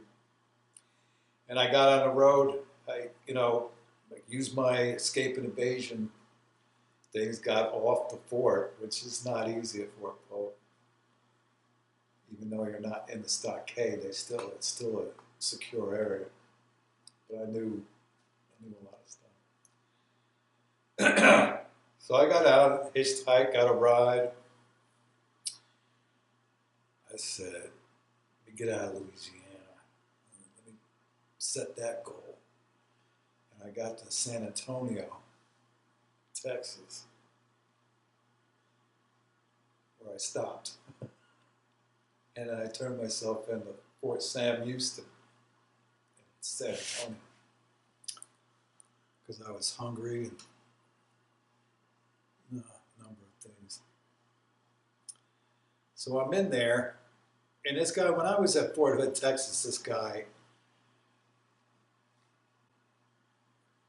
I always had this spiritual crisis thing going on where I couldn't make sense of why people are killing each other, why chaplains, someone be a chaplain in the army, and they have in their Bible, you know, thou shalt not kill, but they're giving the okay for GIs to go in and kill. And I could never figure that out, so I was always talking about that conflict, that kind of spiritual conflict with guys when they would listen. And this guy made me a leather cross, but it had a loop at the top, and it could be misconstrued as this, as I would find out, this Egyptian kind of cross, African kind of thing, maybe even Muslim. So I'm there in this holding area again at Sam Houston. They don't have a stockade, they don't have a jail, but they have a holding area. Mm. And this guy comes up to me and he goes, man, I just heard some bad news, bro. I go, what? They're gonna slice your ass tonight because of that crossing guy. What? Oh yeah, man. They say it's some kind of Ankara or something, man. It's something to do with their religion. They're gonna stab you. And I said, okay, well, time to leave another place. And this place I had to climb over a fence, you know, and get around some guard posts and stuff. But I pulled it off. And I get downtown San Antonio and I go, what the heck do I do now? And there were some Quakers giving out leaflets and stuff about conscientious objection and stuff like that. So I started talking to them, found out where they were at, and I said, well, you know, here's my situation, you know. And they go, well, what do you want to do? I said, well, what I want to do, from what I've been running down here, I want to get north. I mean, I know what I got to do. I got to pay the piper, but I can't do it down here. This place is this crazy. Mm. So they gave me a ticket to Chicago on the Greyhound bus, and get the ticket, get on the bus. I'm headed to Chicago. All right, I'm going north. And right off the bat, thing gets pulled over by a state trooper. And I go, oh, you gotta be fucking kidding me. You're gonna bust me already? And he gets on board and he's going up and down because I ain't got no papers, nothing. And they were looking for somebody who committed a crime, and I got passed over. I go, oh, cool. Then we come into the south side of Chicago, and there's Mayor Daley's cops. There's riot gas. I could smell it as soon as I got off, and it brought me back to training. And I go, oh shit, his cops are beating everybody on the street. There was some big demonstration going on. It was 1969. And holy crap. I mean, I'm like, whoa, I gotta run from these cops, you know. They're just beating everybody up. They don't give a what your rap is. And I had 2 numbers that the Quakers gave me of a contact to me. So I run in this bar, and it's all black. I run in the bar, whoa, and I see the telephone booth. Back then they had booths with doors and everything. And all these brothers turn around like, yeah. And you want what? You know?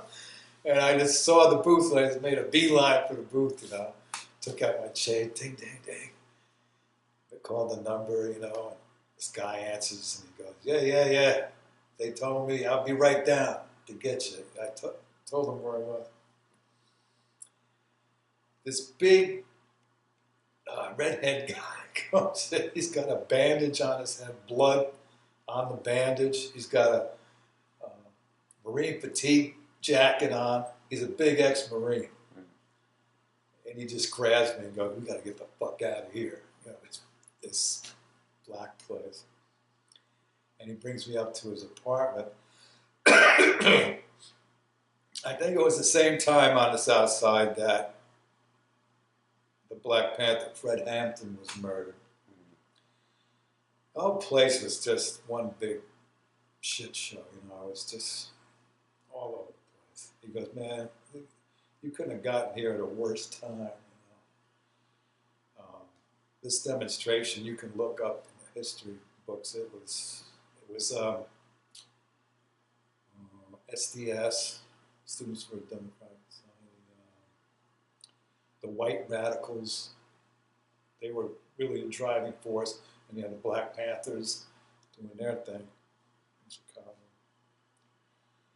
I was hanging around at the Loop, the University of Chicago at the Loop. Everybody was the student strike, I think, was going on, national student strike against the war.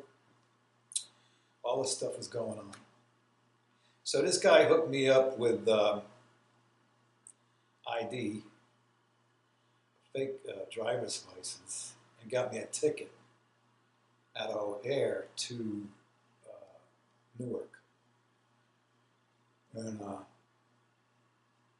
jumped on that, and MPs all over the airport. I was like, you know, really paranoid as hell. But I had the one ID, the fake one he gave me. But I had the short hair, you know, going on, and it was stuck out like a sore thumb. I get into New York, get to the airport, go up to see my girl that I knew. It wasn't my girlfriend, but I knew her. Hung out a while. Decided, a friend of mine said, well, why don't you need some money, sell a couple lids for me. You keep the money. So I'm going to go drive. I got the lids on the front seat. I'm going to go drive and see this girl. And I'm driving over to her house. And all of a sudden, I pass these 2 guys in suits, and they got the lapels on, little flags, and the shades. And as soon as I pass, it flashed, and I go, that's the man. two guys looking like that going up in front of a house. Mm. As I go by, I go, fuck, that's the man. And I turn into her driveway. And man, they were on me like white on rice. As soon as I pulled in, they were already out telling me to get out of the car. They pushed me down on the driveway, on the ground, and put a pistol over my ear and said, "You make one fucking move, you're dead. You are so fucking dead." Her family comes out. There's 6 Irish girls in her family. They're all crying and going hysterical because I know them all. And I was so embarrassed, God. Anyhow, they yoke me up. They bring me to Carmel, New York. Because I went back to Brewster. We missed the whole part where I moved to Brewster. Anyhow, they bring me over there, and they got this crazy nut sheriff, Wisenecker, who's insane. He calls me all this stuff, and he says, you fucking this and that. You're a fucking traitor. You're a deserter. You're a revolutionary. This and that. And all this stuff. What are you talking about, man? He said, I was on some wire. I was on some alert page to be picked up if I was seen in this area, and somebody beat me out. So she wrote me a letter while I was in there, and he strip searched my cell one night. Just came in. That means taking everything out and tearing everything up, and found a letter that she wrote, and she called him a fascist pig and all this other stuff. So he calls her father. They're prominent people in this area. Mm. Your daughter, what she referred me as, and this and that and the other thing. And so the Army, after about a month, comes up. This colonel came up, major colonel, and says, "Yeah, we want this Glen. Where is he?" And Wisenecker goes, "No, he's mine. He's in my county, and he ain't going nowhere.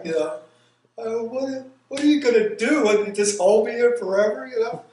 He was such a nutcase, and so he's in this big fight, and all of a sudden the FBI shows up, and they take me in this room and start asking me what I was doing at the University of Houston. I popped up on some radar that they had. Being around Black Panthers, being around John Brown Revolutionary League people, being around whatever. And, they were getting in my head like, you were with the Army, right? I go, yeah, you were engaged in guerrilla training. So what part of that did you maybe give to these groups? Mm-hmm. No, that's not me. I was not ever. None of them ever asked me for that, and I never gave it to them. But I would never give it to them anyhow. And so they were going through their thing, and then the colonel just got pissed off and said, "Listen, he's in the Army. He's mine. Okay, it's got nothing to do with you guys. It's over. End this interview."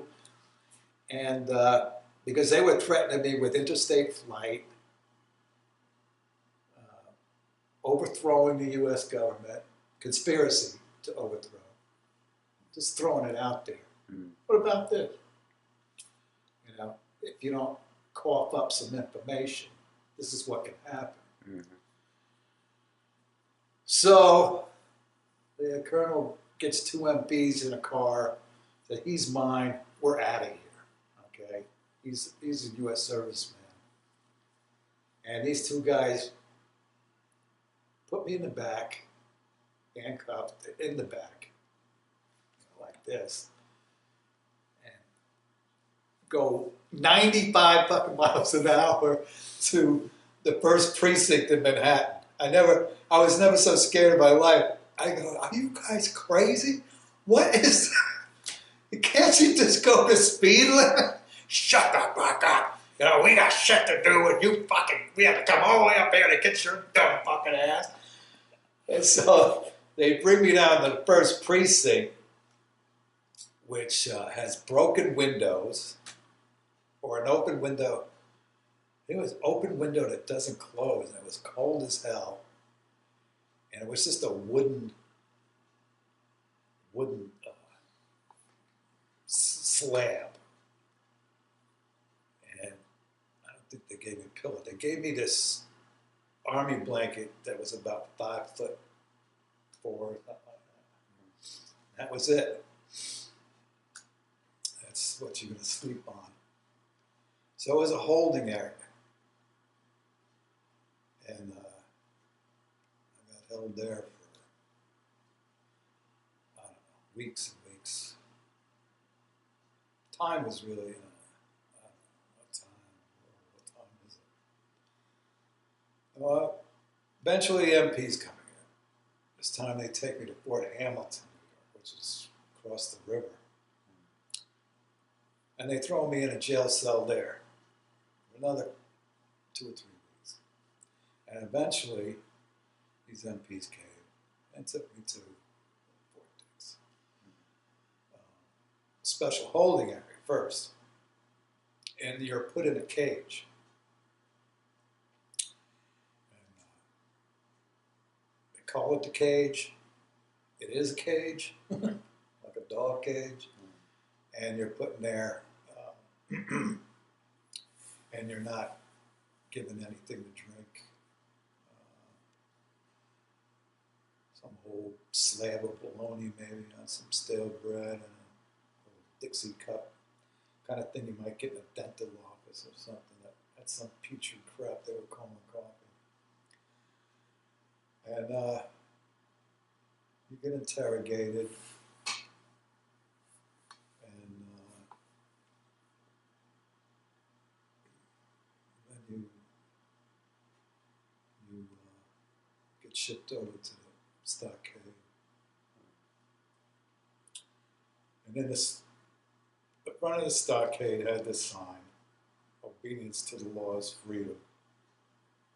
But, that's your introduction. Later I heard Nietzsche actually wrote it. And then Hitler took it out of context. And the military said, that sounds good to us. That was the story I got. Because I guess George Orwell would have written that. Yeah, obedience to the law is freedom. So they had this pamphlet. First you had to stand there for 4 hours at parade rest and wait for them to let you in. And you had to go through that. And then you come in, you get strip shirts and take everything off you. And they give you prison stuff. Fatigues, and you get a white patch, a square patch. And they had this pamphlet. I don't know how I got a hold of it, but I never was given a lawyer. I was never had a trial date. It was limbo land. And in the pamphlet kind of was written by them, the Army, at Fort Dix. This was kind of a behavior modification program. Because they had like 58,000 AWOLs that year in the Army alone. And it was escalating. And they were flipping out, going, how can we turn this around? So, under this program, they were going to give this program a whack, in the program is psychological kind of stuff, like having the lights on 24 hours a day. They had what's called rabbit chow, reduced calories. This could be boiled carrots, boiled potatoes, and, water, maybe a piece of bread a couple times a day. Stress positions on the gravel, on your knees, for hours and hours and hours. Strip you and make you walk in this room with, on the four walls was obedience to the laws, freedom, obedience to the laws, freedom, you know, on all four walls. And you walked in a circle while these MPs sat in these like bar type seats that are higher, and they sit there with these rubber kind of batons, and they smack you as you pass them, and they're humiliating you, you know, your genital size,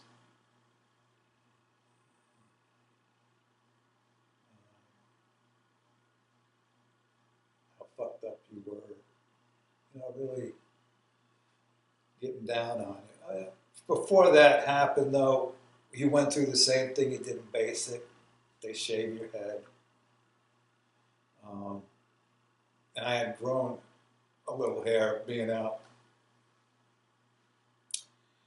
And when you first come in, you run the gauntlet to where you're going to get this haircut. But you got to walk across the yard through these all the barracks were World War II barracks. The whole place was surrounded by barbed wire, 2 fences, barbed wire in between, barbed wire on top, and then each individual World War II barracks was a cell block, and that had a fence around it and barbed wire. So you're coming in, and all the other prisoners are coming out like you're fresh meat or something. And they're getting, oh, I'm going to get your ass is mine. And with me and my city thing, you know, some guy, you know, made contact with me and said, I'm going to get you, bitch. You know, and I said, that's what your mother told me last night, motherfucker, you know. It comes right up, you know. And I'm sitting there, and getting my head shaved. I go, wow, I'm glad this is happening because now we all look alike, you know. You can't tell. You're not going to tell me from nothing there, you know. Anyhow, I come out of that, and I get sent to this cell block. And I'm looking at the guys, and I see this guy. And I go, are you kidding me? And it's Dario Roberts, a friend I grew up with in White Plains. And I was like, wow, what a godsend, because you got an immediate in. You don't have to go through this, are you gang related? Are you race related? You know, all this crap. He just said, yo, I couldn't believe it, man. We grew up together. Here we are all these years later in the same stockade. But anyhow, he's a Muslim, and he's a black belt karate guy. So I got hooked up right away. He's a homeboy. Don't mess with him. And the episode I'm talking to you about was later on in my time there. They would take you out and do that. It happened to me once. That was routine. That wasn't punishment. I mean, the whole No, environment was punishment. I think it was they had it on paper, but to actually work it out, they were going through their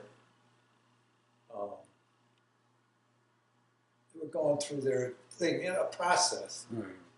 They really have it worked out, I don't think, too clear. Kind of a trial and error. They had a segregation unit, Mm-hmm. you know, where if you acted out too much, and I did, you know. They put you in solitary? Yeah. For how long? Oh. I have no problem with that. You had no problem with the solitary? Right. What do you mean by that? You were fine. No, I got really, you know, humanity had let me down, you know. Do you need a drink of water? Yeah. You know, that's what it gets to. You don't want to talk to people. Right. When I was there, all the white guys, they deserved to be there. You know? They were bad guys. They deserved to be there. They had the two sects of Muslims. They had the Elijah Muhammad Muslim, who thought white people are devils. And they had the Malcolm X followers. I mixed it with both. You know, I didn't go for the whole thing about we deserve to be here and treated like this for being AWOL. You know, we didn't go AWOL and non. You know, we're in a combat unit and went AWOL. We were in some hellhole in the United States, and yeah, okay, I could have done it differently. I admit that, but you know, the conditions just weren't. If they lived under the same conditions, I don't know if they'd stay either. You know, people would say, "Oh, you know, you did wrong." So, being Dario was Muslim, Friday afternoons they have their gathering, and they got it to the point, freedom of religion, you know, where the MPs couldn't be in the room; they had to stand outside. So I come in with Dario, and we all sit down, you know, and the messenger comes in, and the first thing he goes, "What's the white guy doing here?" And Dario and my other couple friends rushed the messenger. Blah, blah, blah, blah, blah. Okay, cool. So some other white guy tried to piggyback on me because he saw me get in line to go to this. He thought he was going to jump in too because you know, you get out of the system for a while. And they go, "Well, what's this guy doing?" And nobody came up and spoke for him. So well, you got to get out of here now. And they got him out. But basically, besides saying some prayers, the big thing they did was teach self-defense and talk about how we break out of this place. I kind of like that, you know. It kind of gave me a break, like, yeah, that's what I'm talking about. You know, like those movies you see with the POW camp. It felt like a POW camp. It really did, like she talks about. And all World War II barracks, they're all run down. They're made for 200 or 300 people, and they got almost 800 or 900. In my barracks, we had one sink, and the toilets were all jammed up. So the water was running on the floor with the excrement and everything else.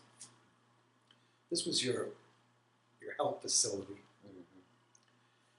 And they had no insulation or anything. These were built in, you know, World War II.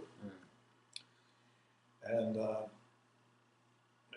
you know, living conditions were really bad. But anyhow, I get in line, I go to that, and I go, "Wow, that's cool." And I come out, and this MP's waiting there, and he goes, you're coming with me." And he brings me up to the main guy who runs the prison, from the Stockade, a colonel something. And he brings me into his office and he goes, "What fucking color are you?" what fucking color are you? And I look down and I go, I don't know. To me, white is white. Like, that's white. So I don't go there. I used to mess with it. I don't know. And I go, well, I take out my dog tag, and on there it says religion. And because I couldn't say anything native about spirituality, I didn't have that. I didn't have that as an option. It was Christian, Muslim, Jew, I think.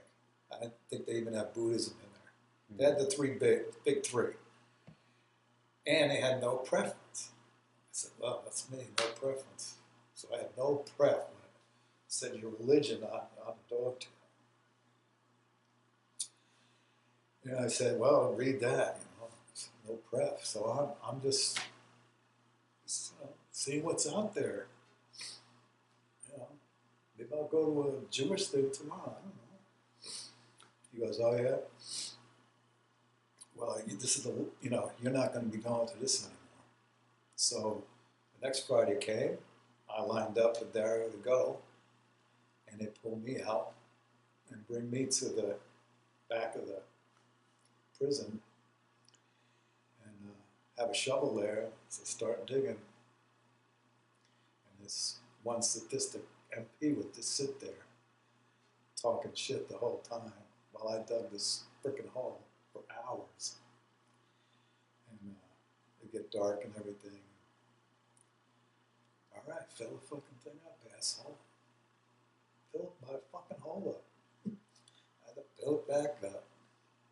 And they do this stuff every time, every Friday. So I did it twice. And the third time, the Muslims said, listen, just don't report for it. We'll give you the message, you're causing, it's not right to you, and it's causing, us a lot of issues. Yeah. So I'd go up to the barracks now in the cell block.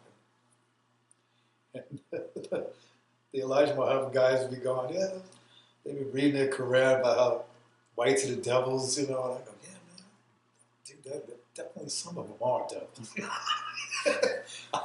I don't know how you kick people out, but it's definitely true, to a degree.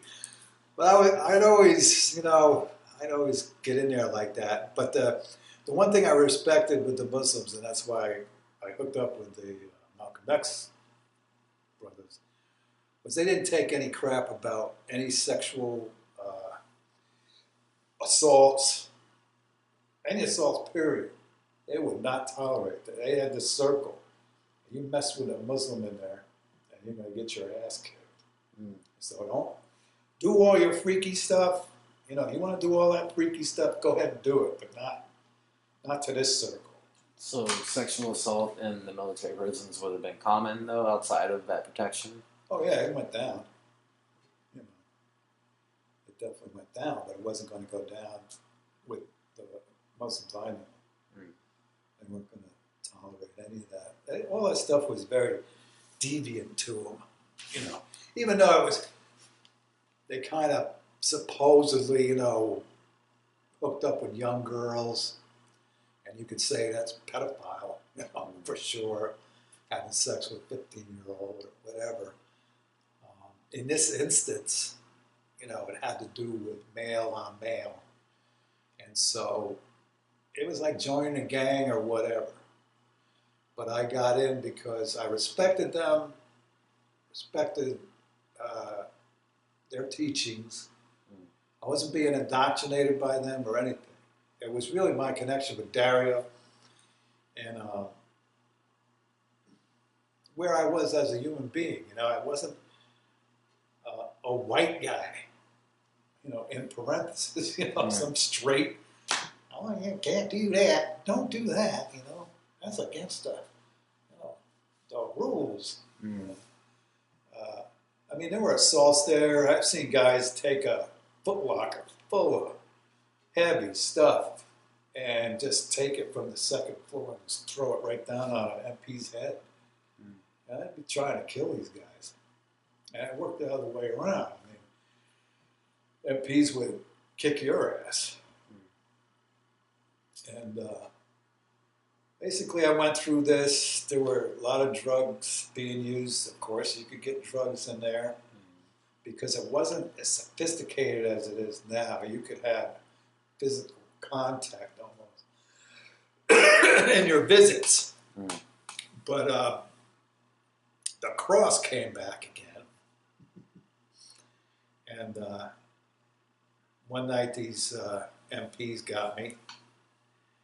And they said, well, they were messing with me, and I started messing with them back verbally. And they started kicking me with these airborne boots that got they're steel-toed, steel-tipped, and my leg over and over. You know, I could feel the blood rushing down, and and they kept asking me. They saw the cross, and they said, "Well, who's God, man? Who's your God?" And so then they started swinging on me, but I was handcuffed and waist chained, ankle cuffed. I couldn't get my hands up higher than this, and I wasn't Bruce Lee. You know, I couldn't just jump up, and kick him with both feet. So they started getting off on me with their fists, and I was trying to, get away, bend, but they were connected, and with body shots. And before you know it, I was on the ground, and they still were teeing off on me. And he dragged me into this holding cell, and this guy was going to get. He was leaving the Stockade, and he thought it was really messed up, what they did to me.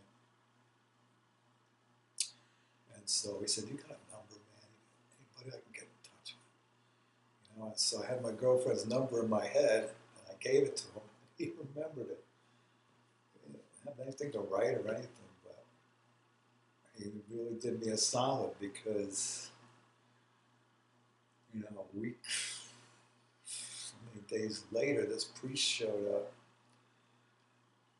He got to my girlfriend, and she was Catholic, and she got in touch with her priest. And because the guy in the cell heard the story going on, the narrative going on, that they were beating me up and asking me if God was going to get me out of it. And because of the cross, he told my girlfriend this, that she told the priest this. And at that time, the whole thing about the war was starting to go the other way, for sure, in 1970. And he came to visit me. And I didn't get cleaned. I didn't go to the hospital or anything. I didn't get cleaned up even. I still had the blood caked down my legs and stuff. And my eye and mouth. That is what you... What am I going to do? Wash that nasty stuff in there, So he saw that, and that really... And he went, at the time, he got transferred from Brewster to St. Patrick's Cathedral. He was a pretty big Irish guy. And he was a bodyguard, really, for Cardinal Cook at St. Patrick's. And it's a long story. I don't know if you have enough time on this thing. Oh, yeah, I got plenty of time.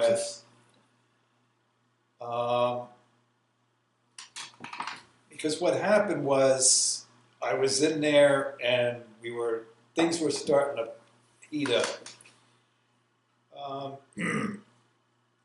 Race stuff was starting to go down more and more and on and on. So they still hadn't made any decision with me. They didn't have any paperwork from Fort Hood to establish, was I even there? Was I even in the Army?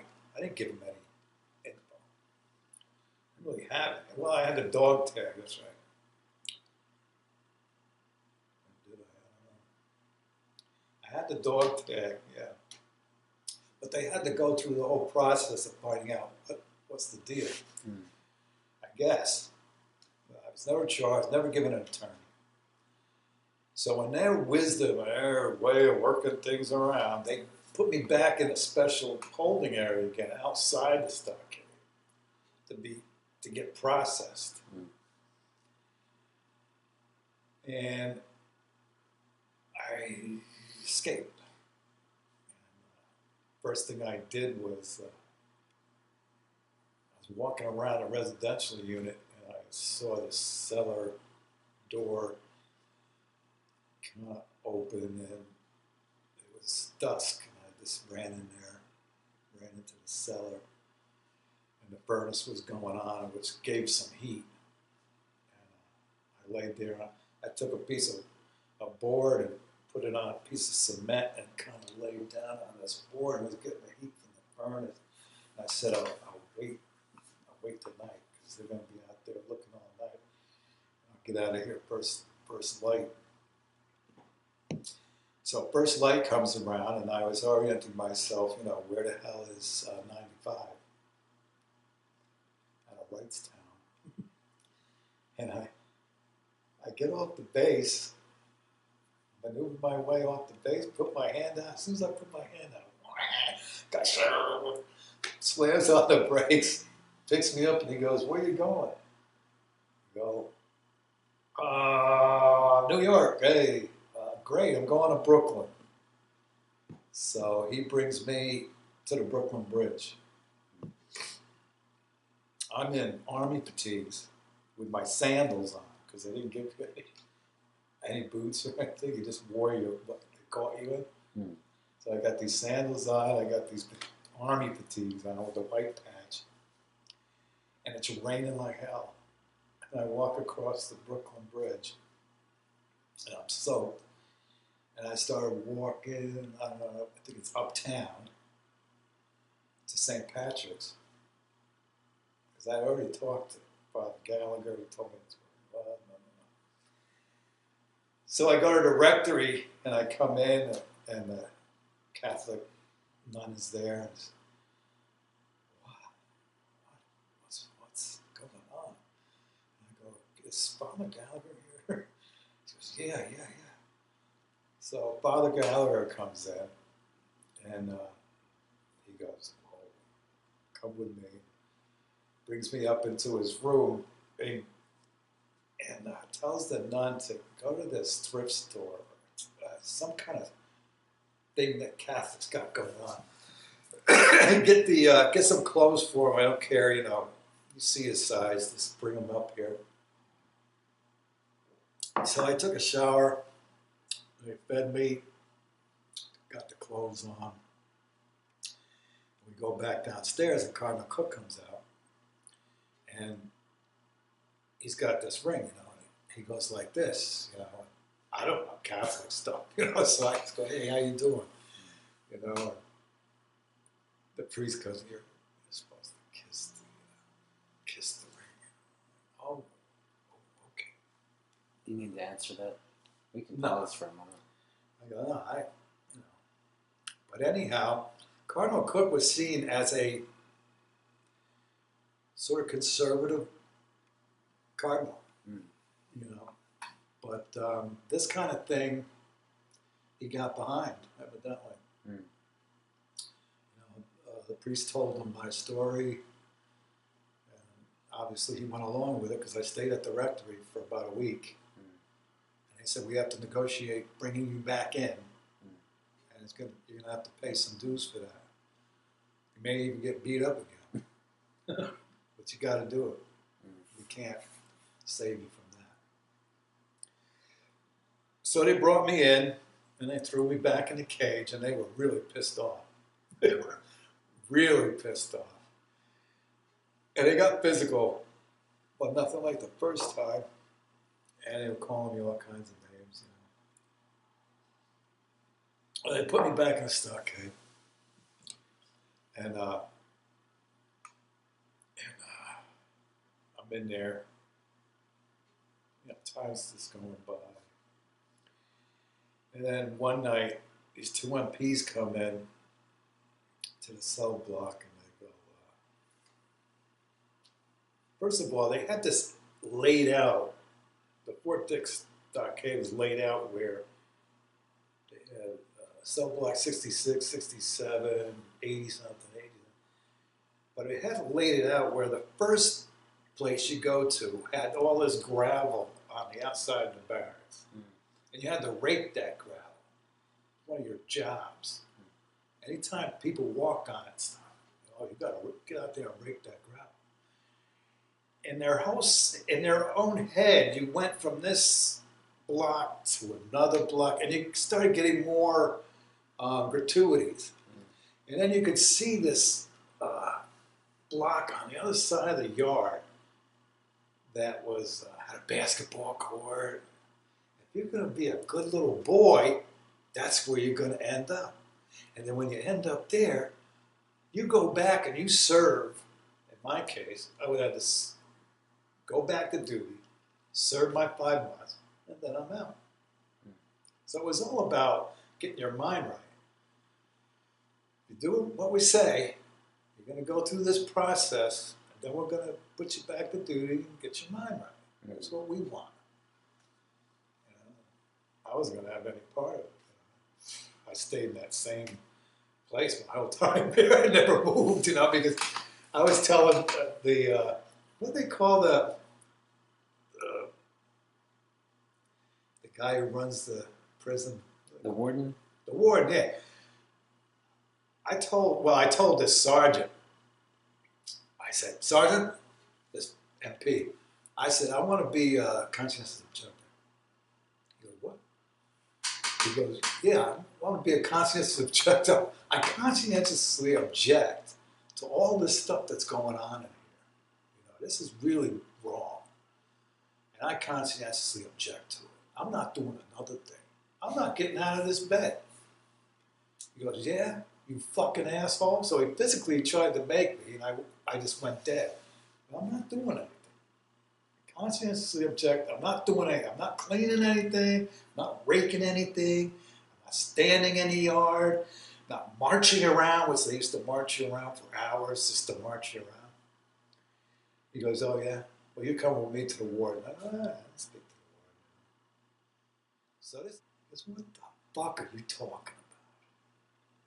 You trained with a fucking gun at basic training. You shot fucking weapons. You can't be a conscientious objector now.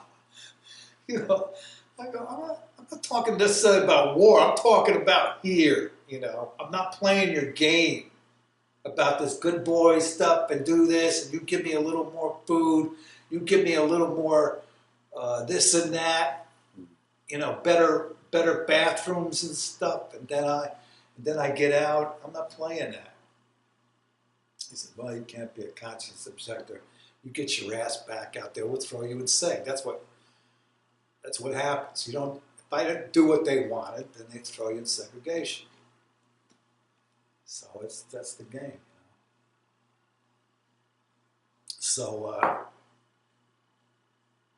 they negotiate to bring me back. They put me in the cage. They start verbally abusing me and all this other stuff. Then they bring me back in. And then one night, these two MPs come in and go, get your ass up.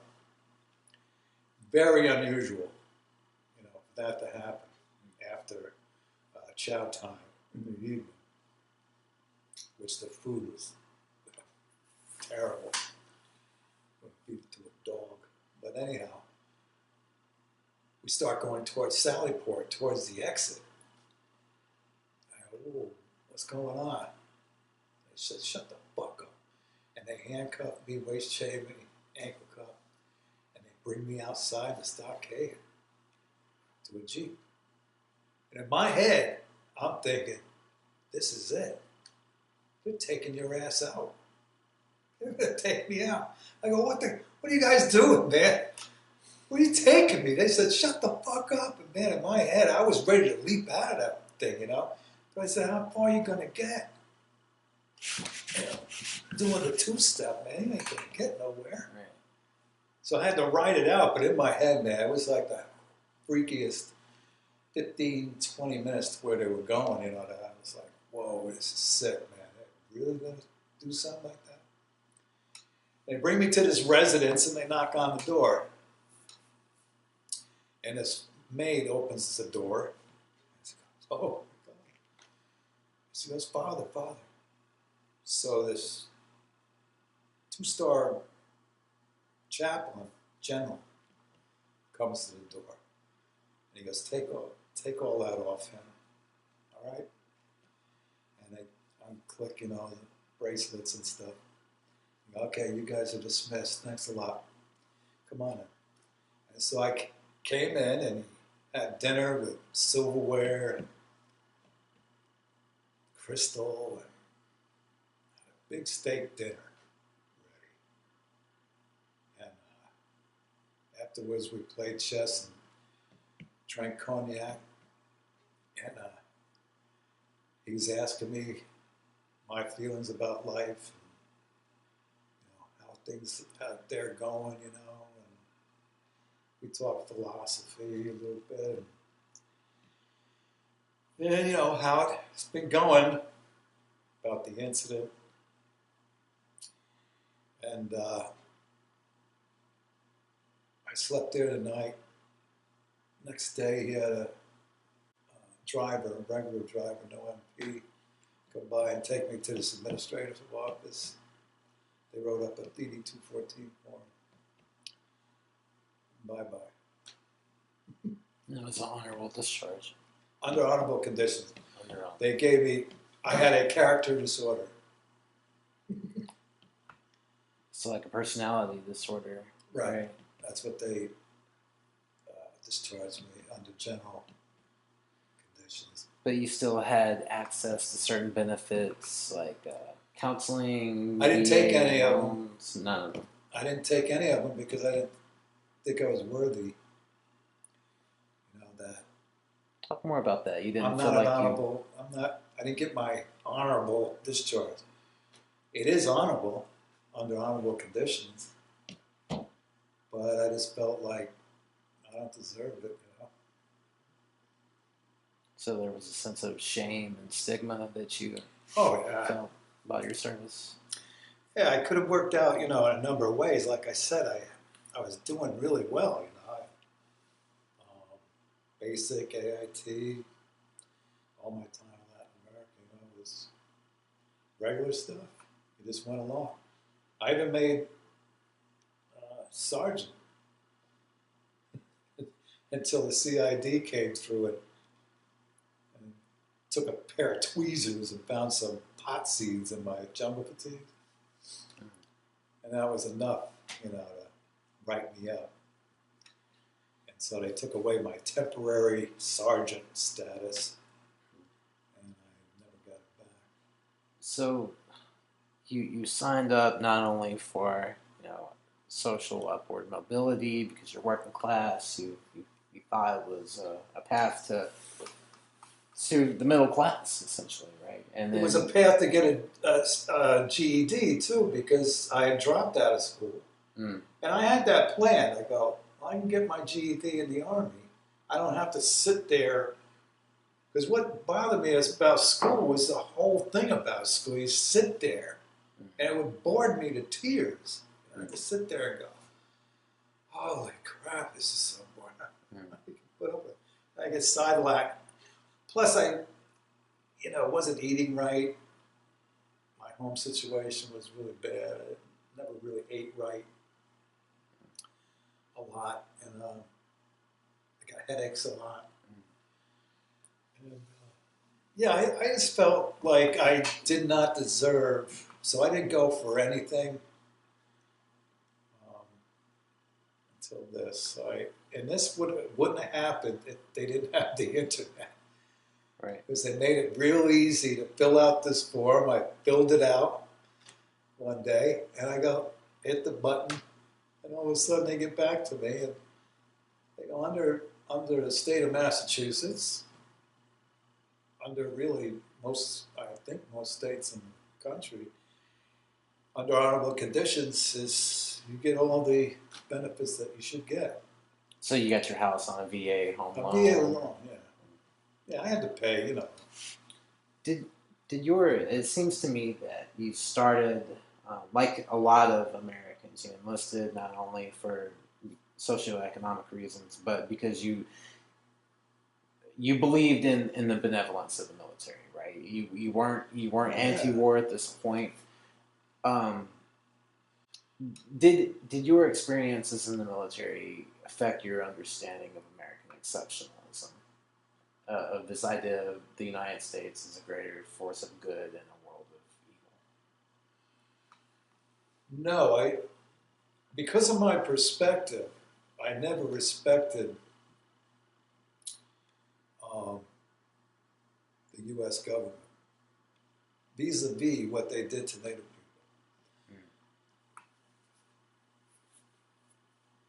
I can't wrap it around my head why you couldn't coexist.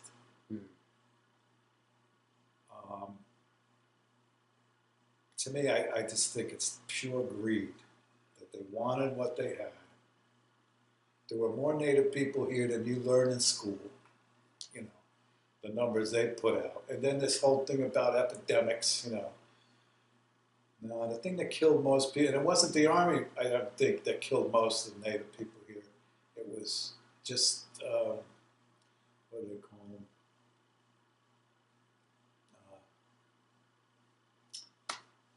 These people that, see free land, settlers. Right. Because they're given the land. I mean, government used to go, hey, here's free land. Oklahoma land rush, right. The gold rush. It was all about resources and land. Mm-hmm. And they are, to me, I guess they have to be racist, but not all white people were like that. Mm. There were a lot of white people who saw the value in Native life and the way natives lived, and they loved it. They said, oh, I'm never going back to that European model where you work all day and stuff. Natives in the beginning had this natural thing going with cycles, and, earth cycles, moon cycles, planting cycles, and you didn't have to put your nose to the grindstone, 7 days a week and do all this stuff, and so I could never wrap my head around that, and I always found that despicable, number one. Number two, I found it really despicable that we were bombing the Vietnamese more than we bombed in World War II. That's not a warrior thing, sitting up there so far that no one can reach you, just pushing buttons, And agrarian, mostly agrarian people, Here we were, the mighty force. The only ones that defended this land were Native people. We never had to defend this. We always going somewhere, messing with somebody. Whether it's Grenada, whether it's, Iraq, whether it's Vietnam, Korea, we always got to mess with somebody. Put our big nose in it. And, and by the way, the working class is going to pay for it by and large with their bodies. And that's what really hurts and really ticks me off, that we're used like that. And even today with this volunteer stuff, they use sports for, to advertise for the armed forces. They use sports as a hook to get these kids. You want to be famous like LeBron or football star, Tom Brady or whatever, then being in the military, man, be a hero, And a lot of them, because of the way IEDs now is so pronounced and stuff, a lot of them, it's losing limbs. It's terrible. Do you think that your ideologies changed gradually or suddenly, or can you pinpoint a time or a place where you started to become more aware of some of these problems? Yeah, well, I definitely wasn't aware then. It was a slow kind of thing, but it really hit when Ronald Reagan had Oliver North in the White House, and they were doing this Iran-Contra thing. And they were supporting these Contras in Nicaragua. And I know that whole scene because I was down there when Somoza was around, and I think it was Truman or somebody who said, yeah, Somoza's a dirty son of a bitch, but he's our son of a bitch. And so they knew what he was doing then to his own people. And so what we do in Chile with Allende, what we do with Guatemala. So all this stuff was starting to stir up. And then when Reagan did that, I said, you know what? And screw you, I'm getting involved in the sanctuary. I'm going to house Maya people running away from the atrocities in Guatemala because they were actually massacring whole villages of Maya then. And we got a hold of them from, first they come across the border into native country at the border. That's how they were getting across at the time, native people in Arizona. And then we got them up to Chicago and then up to Vermont. And I was directly involved with that as a support person again. I would drive them, I would make sure they got housing, food, clothing. One of the better sanctuary places with the Benedictine brothers up in Vermont, western Vermont. Better by the way of they had a separate house for the entire family, and all the kids went to school. They went to college. They had a long-term plan where other entities were just looking at 3 months, 4 months, sleep in a nursery school, sleep on the floor. It had a half-ass program going on. The Benedictine brothers had it going. They knew exactly what they were doing. And at certain points, I would have 7 or 8 Maya in the car, and everybody would be laughing how I would get like 150 years because Reagan was saying, he's going to punish people like me with 25 years for harboring our system. But look what he was doing, those Contras were crazy. So it seems like a lot of your ideology is based on activism regarding indigenous peoples and native rights. I wondered if you could talk about your medallion, I guess you would call it, around your neck. Could you talk about that? Well, this is Anamaki, the Thunderbird. I mean, the Thunderbird teachings are too involved. These are the Miigwitch shells, and they're in the origin stories of the Anishinaabe. They followed these shells. They were first in the East Coast prior, hundreds of years before European contact, and then a prophet came to them and told them to migrate to the Great Lakes area, in which they did. But it's very involved to give these teachings. And,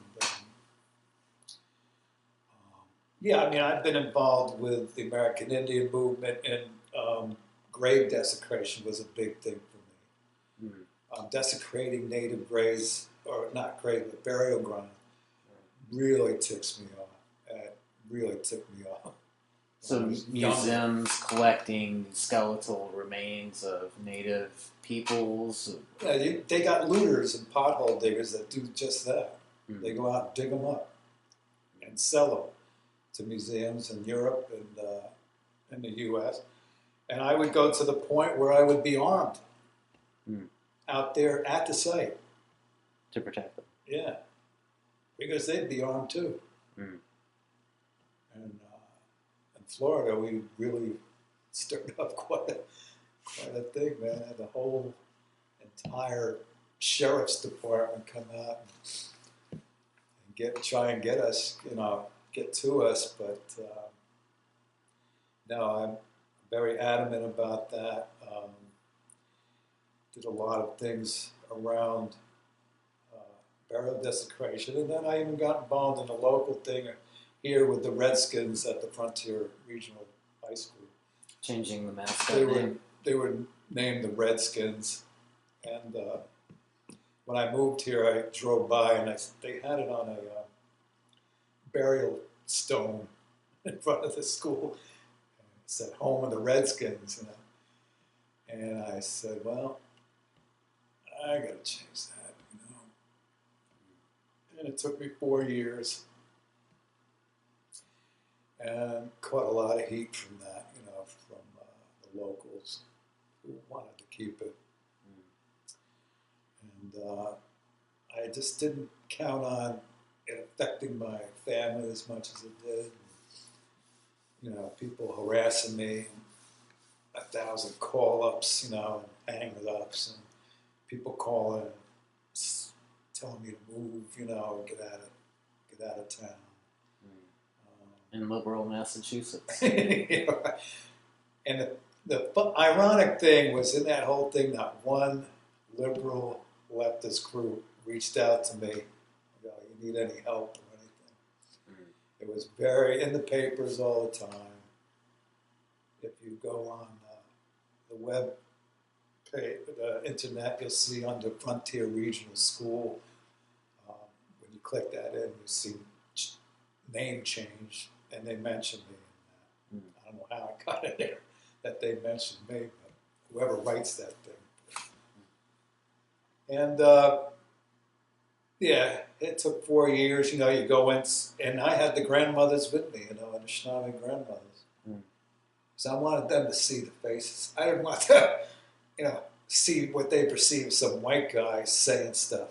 I want to bring in Native grandmothers who tell them, we want this changed. Right. Now, not every Native person in America is going to go with that. A lot of them are Redskin football fans. That's another one we were after too. Right. I find it despicable. It's a derogatory slur. And after all they did to them, to us, they do that on top of it. It's just astounding how you can rape a place, make trillions of dollars, and still put down the original people. It's just crazy. So I but after that, my wife said, because of what it did to these cultural, things, people looking at you weird, when you go out and get ice cream or something. They make you feel it in a very subtle way. I mean, they didn't come out with attacking me physically, but it gets into the situation where they had to have cops at the meetings, For what? I thought we were going to attack them? 3 grandmothers and me? But, it was bigger than I thought. Anyhow, got to that point. That was 2001. Then Frank passed on in 2001, and then and who is Frank? Frank DeConte is he was a pipe keeper at Kittigan-Zibi Anishinaabe First Nation in Maniwaki, and you can see the You want to hold necklace it up he's wearing is Can the you same, hold it up some? same one I'm wearing. Okay. Oh, yeah. Because I attended a spirit releasing ceremony, which is days after the funeral. his helper family and close friends, and he chose me as his helper. And so what that means is every ceremony we did, every sweat lodge we did, every sunrise ceremony, various other ceremonies, I was his helper, you know. I was his firekeeper and general helper. And then he passed on. And a big native circle I had, you know, 10 years ago, it all passed on. But this is Glen Douglas, the other Glen Douglas,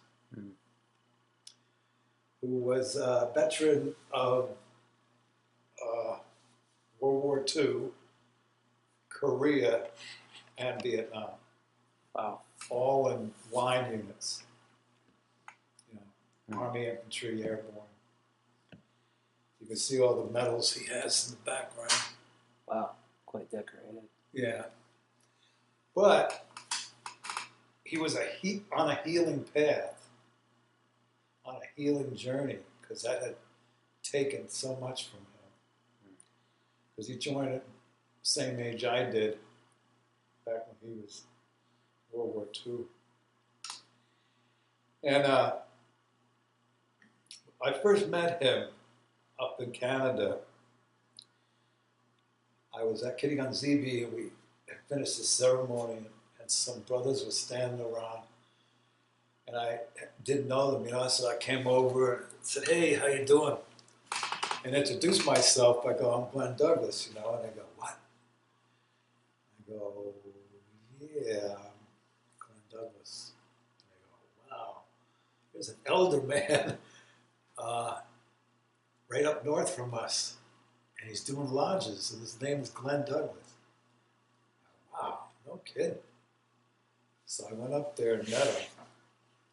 And the first thing he said to me was, when I found out I was a veteran, he said, "I thank you for your service."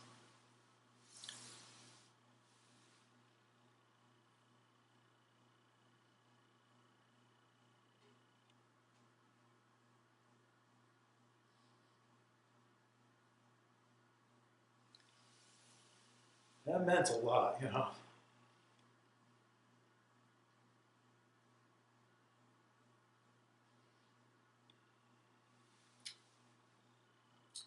It had all come around.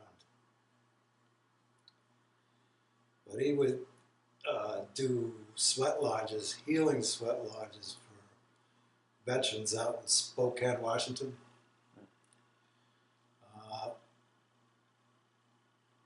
To heal these brothers with PTSD, stuff from Nam or Afghanistan, Iraq. And for him, you know, to have this, this is a warrior. And for him to say that, you know, really, wow, blew me away. He was the Glen Douglas of the West, and I was the Glen Douglas of the East. And we used to call each other, stuff like that. He's passed on, the grandmothers have all passed on. Life expectancy on some reservations are about my age. It's not like the general culture, general society. That's Frank and Grandfather Commander at the Cry of the Earth ceremony in 1992, I think down by the UN, and the Hopi had a prophecy of the glass house. And the prophecy, I don't really know it in particular, but it's about having a prophecy of walking two roads. You know, you You can walk the spiritual road, the human earth road, or the technical road. And they were saying that the technical road was going to cause certain things. So this was like 40 years ago. 10, yeah, 30 something years ago. And all these native spiritual people came, and then the Anishinaabe told their story, the Hopi, the Haudenosaunee, on and on. You know, a lot of native nations were represented. And all of their spiritual people told them, your way you live your life is going to cause things. And it's going to cause a lot of the earth to do things that it hasn't done before. Lo and behold, we have what we have today. These extreme weather situations. To the native teachings I received, it's just the Earth Mother's cleansing herself, shaking it up. This stuff is hurting me. This stuff is killing me. The way we're living, you know. All these cars, machines, and the digging up of the earth. I mean, God, in West Virginia, they take the whole top of a mountain off. They call it mountain topping. It's sick, you know. It really is disturbing. And fossil fuel, digging everything up, you know. It's like we were attacked by aliens 500 years ago. And they're just not satisfied yet. I mean, they cut all the trees down. All this stuff is baby stuff. It's like third growth. Where trees... Have you ever been to Sunderland? Yeah. Did you see the sycamore there? I didn't know there was one. Yeah, it's the original. It's, well, as original as you get in this country. But it's wider than my arms. And that's how every tree used to be, you know, pre-contact. Mm-hmm. So the earth was a big place at one time. It's getting smaller and smaller. And like Grandfather Commander in the middle, Grandfather Commander, William Commander is in the middle. Can you hold up a little bit more? Yeah. Okay. And he used to make white birch canoes. Really good ones. So good. One's in a National Museum in Canada. But he noticed, told me, you know, years ago, you couldn't make them anymore because the bark was getting too thin. Well, native people, because a lot of them are sustenance, they trap, they hunt, they still do. And but they're like the canary in the coal mine. They see things that these people out here, you know, you just live going to the store and buying stuff in the store. You get more away from the natural world. Mm-hmm. And I think that's what people need to get back to. I mean, you know, you say you're a tree hugger here or something. It's like, you know, you might as well just shoot yourself, you know. I mean, who wouldn't be a tree hugger? Don't you understand the symbiotic relationship between a human being and a tree? The oxygen, nitrogen thing going on. Right. No, just cut them all down. We don't need them. Whatever. So anyhow, William, you know, saw those things coming. And he was one of my teachers also, but we have these teachers, you know, and you receive these teachings and you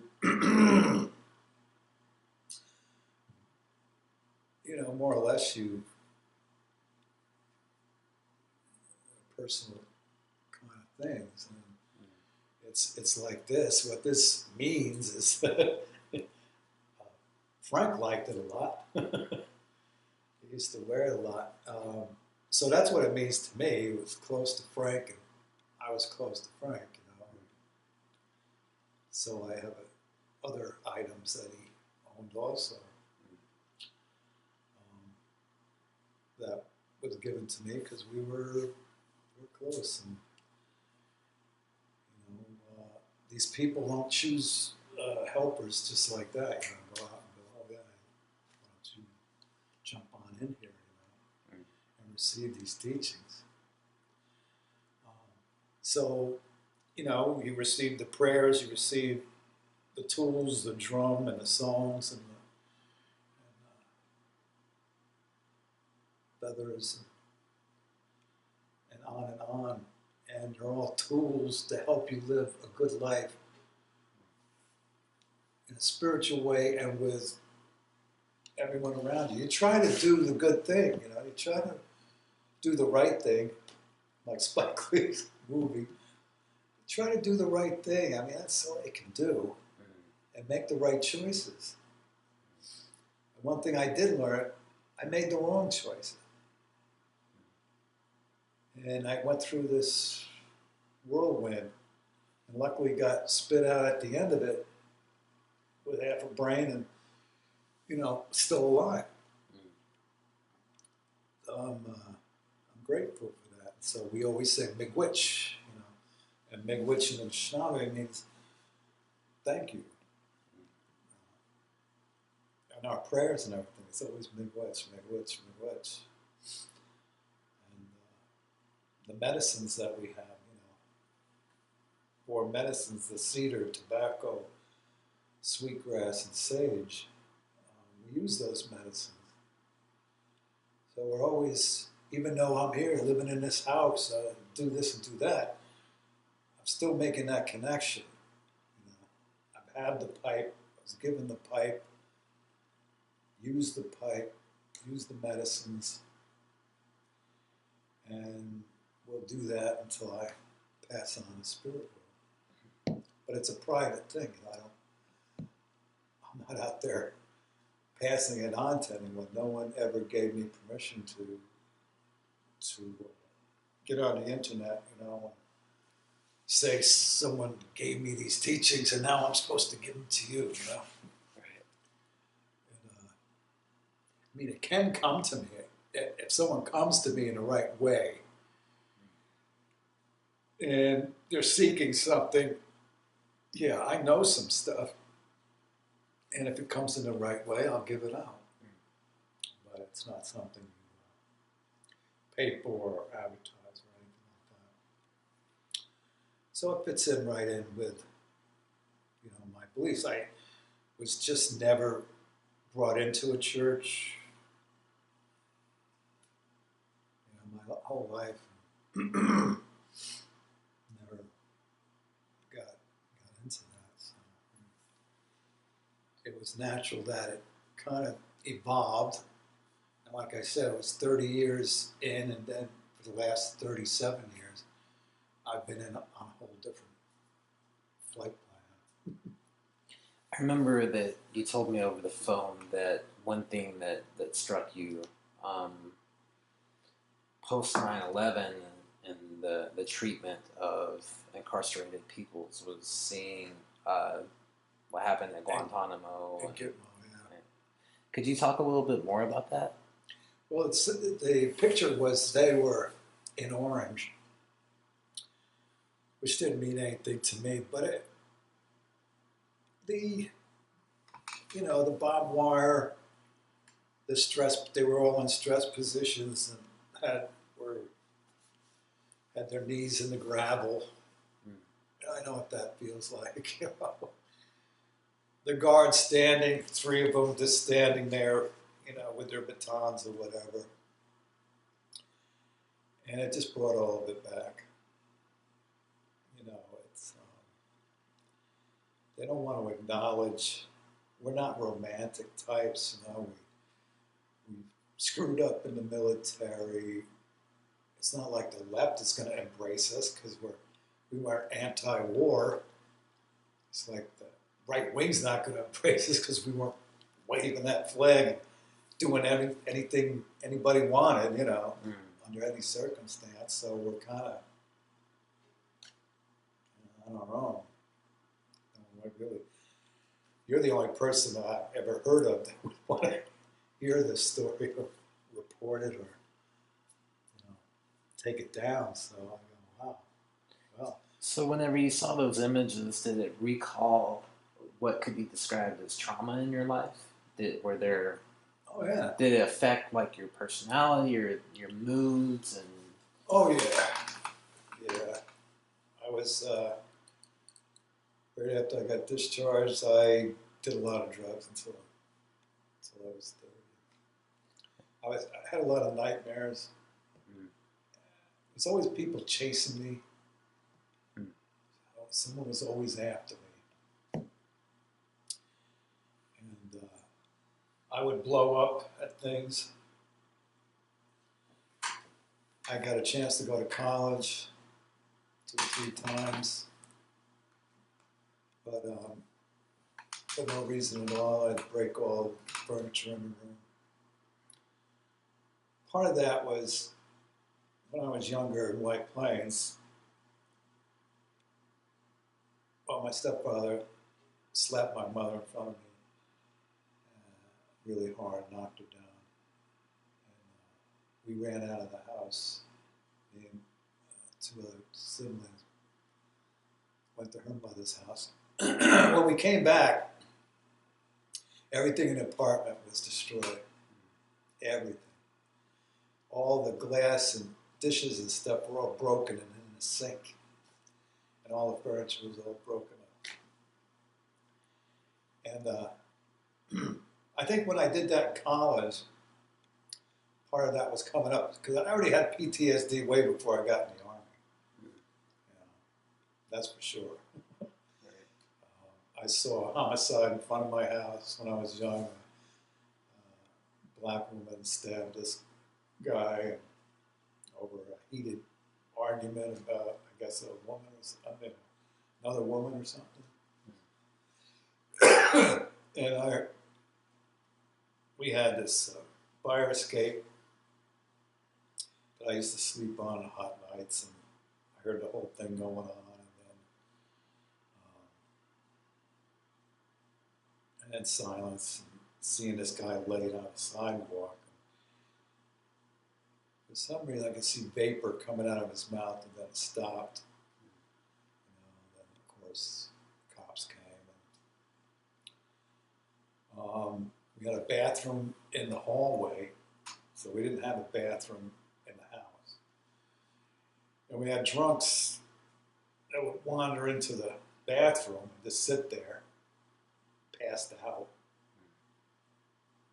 Then I'd have to tell my stepfather that I can't go to the bathroom because there's some guy in there, which would cause him to go off on a guy and get into a thing. And then he'd be pissed off at me. And we had guys knock on the door, my stepfather go, look in the key, I'll see who it is. And there's a hand there with a gun. He's got a gun. He'd go in the closet and get his out. I don't know how that resolved. I think it just went away. So there was early childhood trauma as well. When I got in the Army, I lost big time. Because I was 17 and these guys were all seasoned. I got my ass kicked one time after another. I was going, God damn, I can't win. So at what point did you turn it around in your life? It seems like there were some pretty difficult life circumstances. Well, I met my wife. And women have always, whether it was my grandmother or girlfriends or whatever, they've always been, I always had solid girlfriends. I don't know why. They were smart. They went on to be attorneys, biophysicists. They were just smart girls, and they really, it's like taking a big tranquilizer, you know. But I met my wife, and at the same time, these native teachings came out of nowhere. I wasn't seeking it out. It just came in with different people and doing lodges, and this way of life is, they could see all this stuff in me. And they were all telling me, you got to work on this. You got to work on this. You got to work on this. It's not going to work. And from 1980, it just started to go the opposite way. And I had my children, raising them in a good way. I was working crazy. But still today, my daughters will tell you, they know my background, so they tolerate it, that I'll have these episodes, you know, where I'll say something that should be filtered, you know, should be not said, you know, just sit back. And things still tick me off, you know, the political scene nowadays, it's just, I don't even want to go there, but it's not like Nixon or LBJ or any of those guys were better than Trump, you know. To me, they were all downhill since George Washington. My perspective. He wanted to get along with the Haudenosaunee in New York, and Ben Franklin and Jefferson went up there, and that's how they got the whole idea for this republic. It was from the Five Nations, you know, the Haudenosaunee. They didn't even know what a republic was. It came from Europe. They had no model for it. They got it from Native people. And they didn't give them credit until Clinton acknowledged them, of all people. You know, I just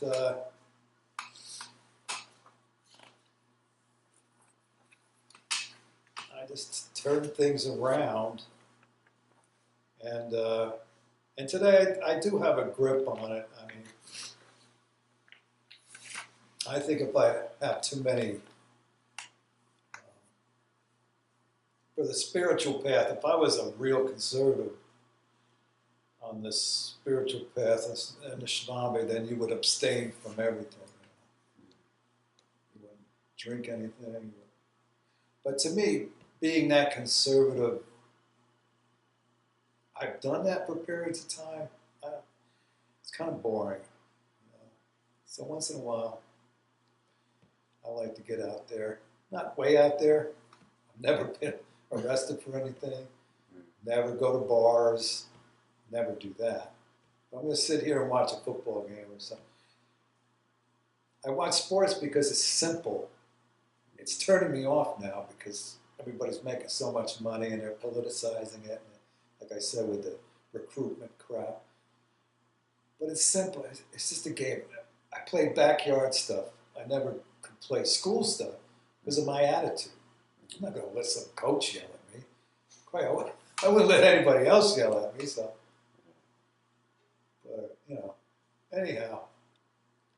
So, as a veteran yourself who's been incarcerated, what advice would you offer to veterans who are coming home from Iraq and Afghanistan, who are going through problems to avoid that experience that you had, either in the military prison system or outside? Well, the first thing they're not told is that if you take someone's life, there's a spiritual price you're going to pay. That's what I believe. And for me, I think it's true. And you can't tell these guys that because that's what they're supposed to do. They're supposed to kill people for whoever. They're really paid enforcers. But no one tells them this. And so when I got out, I did work with the Quakers to pay them back. And I spoke to auditoriums full of kids, just about that, doing a value clarification. What if you got your genitals blown off? What if you got an arm blown off? What if you got this blown off? What if your head's not right anymore? You can't do this, you can't do that. Is that worth it? You have to ask, you have to look at that. I'm not saying, I'm not laying a value judgment on it, but take a look at it at least. Put that in your head, because no one's going to tell you that. And then if you take someone's life, I don't think you get a pass on that. Because why? Because I've seen it with my friends who went there. They're not here anymore. They ended up suicide. It's like suicide by cop. This is suicide by wrapping your car around a freaking tree. That's why they wrapped it around the tree. Not because they couldn't drive. They just wanted to make it look like, I went that way. And blow my head off. And so I would tell them that, the kids coming back with these IEDs and the injuries they suffer and the psychological. No one tells you about the collateral stuff. It ain't about killing guys in uniform and soldiers and stuff. A lot of times you're gonna get an elder in there. Mm-hmm. You're gonna get kids in there. How are you gonna process seeing this? It ain't easy. It ain't easy. So on the native side,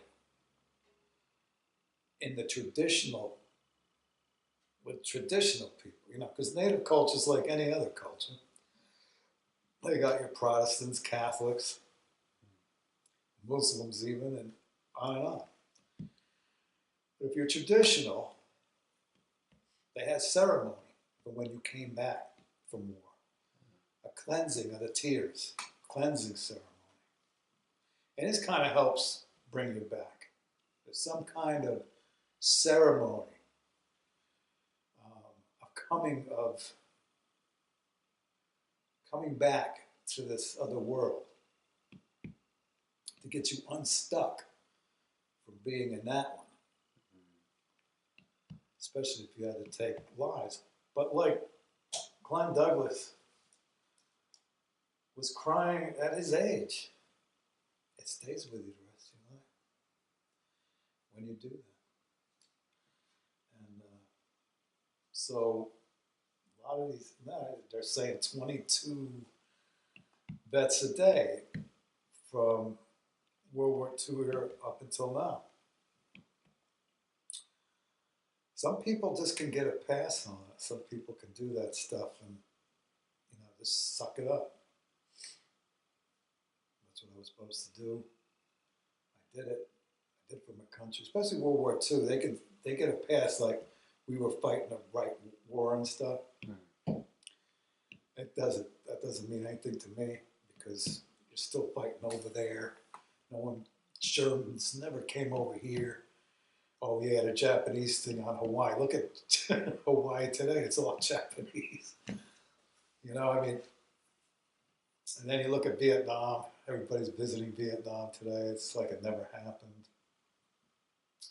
But 58,000 GIs died over there. And a lot of friends I had passed on.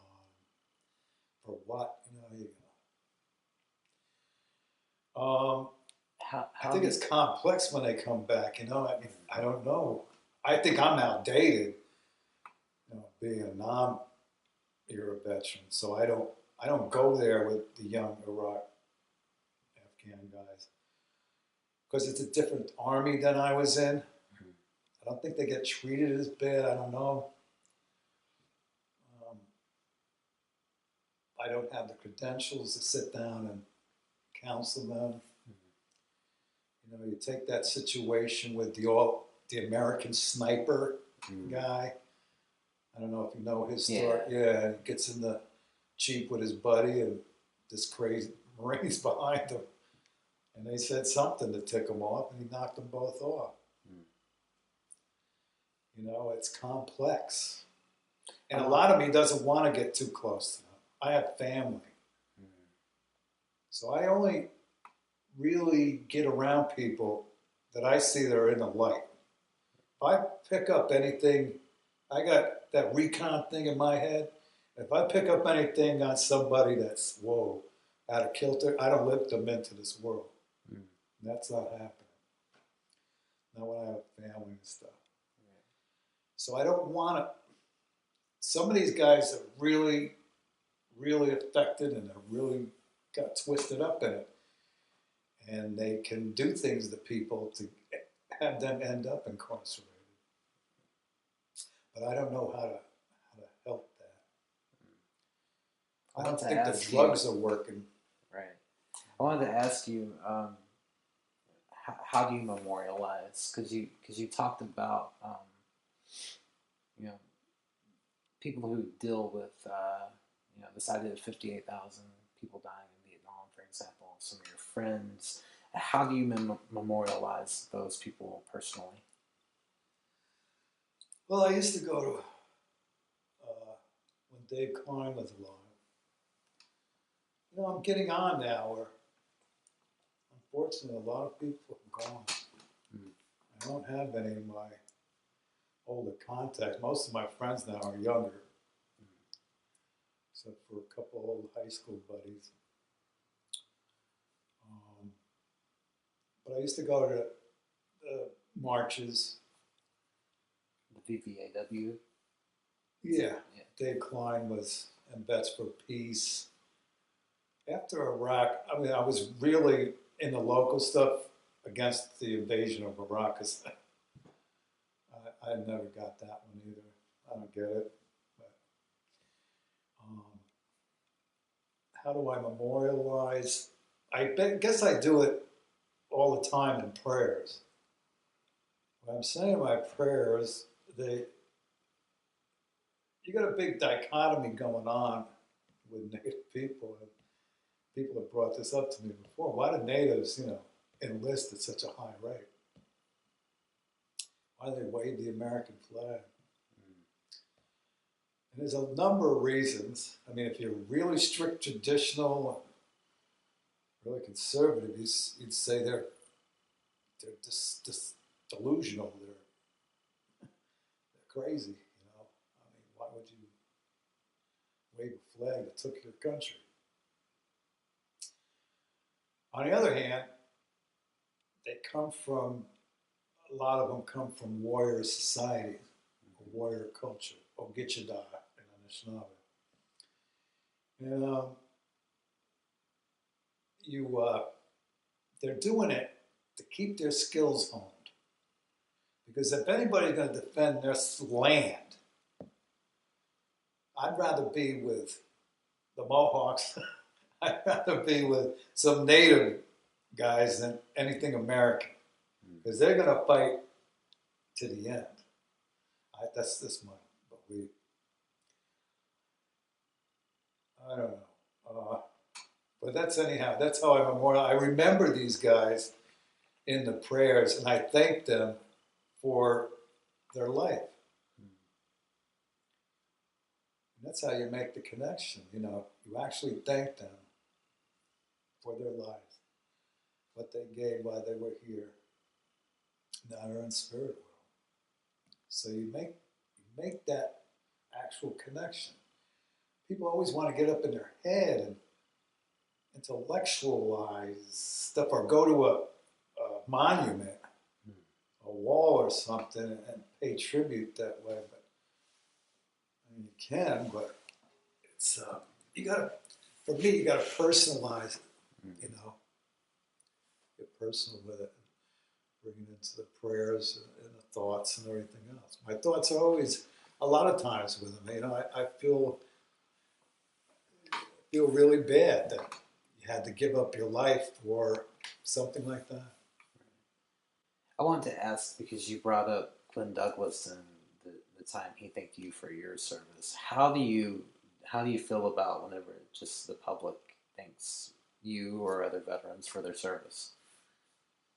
I think it's a bunch of crap, personally. You don't know what I went through, so what are you thanking me for? You know, it's it's something they did because of what happened with Vietnam and their perception. This whole thing about people spitting on veterans, I don't buy it. I don't know a veteran that I know personally that got spit on. Because, I mean, we didn't join the Army because we were, you know, pacifists. Going to let some college kid spit on me, you know. No, I don't think that's happening. You know, Right. You want to spit? Well, here's some blood. You can spit. But yeah, I just, I think it's just something they say. I think there's a lot of guilt now because it's all volunteer, and there's so many amputees. That's pretty visual, and vets that I knew passed on now. Combat vets, bona fide. They always say, Glenn, we're like scumbags, used once and thrown away. And before all this started, I don't know what's going down in the trenches, out in the Fox News and stuff. We're treating our veterans good. We're doing this for our veterans, blah, blah, blah. I don't know about in the trenches. Because I see a lot of them homeless. I see a lot of this, side of that. Well, something's not working out right. But I knew when I was coming up, after I got out of prison and visited some military hospitals and saw some brothers with their urine bags overflowing and treated like crap in a VA hospital, you know, no, that wasn't working. And me personally, you would never get me in a VA hospital. There's no way. I'd rather die. So, you know, a lot of it, to me, going through life, is people have a great selling thing. It's P.T. Barnum, baby. I'm going to sell you a load of goods here. It's going to look great. But really what it is, it's a whole different thing, you know. And I think a lot of guys see that in the military, you know, the glory and the guts and the glory of it all, and you know, and everything like that gets all up here. But then when you really get into it, it's a lot of dust and dirt and blood and smells of fuels being burnt and bodies, and it ain't pretty, you know. I mean, all the combat veterans I know, you know, the war is fucked up, you know. And the guys that I think get into this intellectual stuff are more of the World War II guys, where that generation that sucked it up, and I don't want to go there. I don't want to talk about it. You know, I'm gonna keep it nice and clean. Right. Didn't bother me, and I don't want to talk about it. Because once they start talking about it, then bingo. Well, before I ask a couple of my concluding questions, I wanted to ask you, is there anything throughout this interview that you wanted to talk about that I haven't asked about, or maybe you didn't have opportunity to say? Well,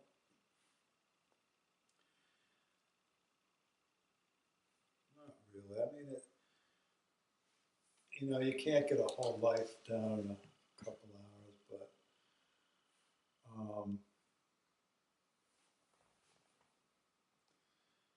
it's just human condition. You know, I feel for these kids today, yourself included, that things are the way they are. You know, it's I get the sense that you know a lot of young people, you know, are very anxious about things and stuff like that. And it's you reach a certain point where you just feel, you know, I've made it through all these other things, and I'm still here. I had all these fears, did all these things, but I'm still here, still going on. Don't think too much about the future, because you don't know really what that's going to be. And don't dwell on the past, because it's gone. Stay in the here and now as much as you can. And really enjoy your relationships that you have that are working great.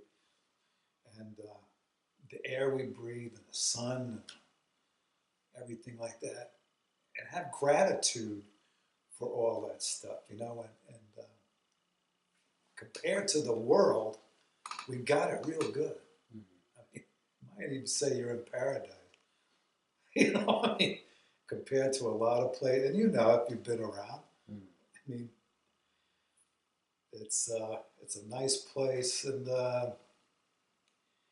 stay positive, and we just hope that calmer heads and more sensible heads rule. You know, because a lot of this is out of our hands. It's unfortunate that it got that way, but just try to stay human and do the best you can. I know that you have children. I just wonder if they happen to see this interview one day, would you want them to know about your experiences in life? Is it I think I told them most Fair of it already. Nothing there is going to really shock them. Okay. I figured was the way I should go with my life. I could have just made the past, wipe it out, and said I grew up a regular way, had a regular family, life was a bunch of cherries, and going on. I mean, it's one way to go, but then they'd be asking questions. So I've been pretty transparent with my wife and most of my friends, and know I have my own failings and weaknesses, and sometimes I'll tell my friends I'm a pitiful human being. And that was taken from Black Elk, a Lakota elder, medicine person. That's what he would say. He said, according to his translator.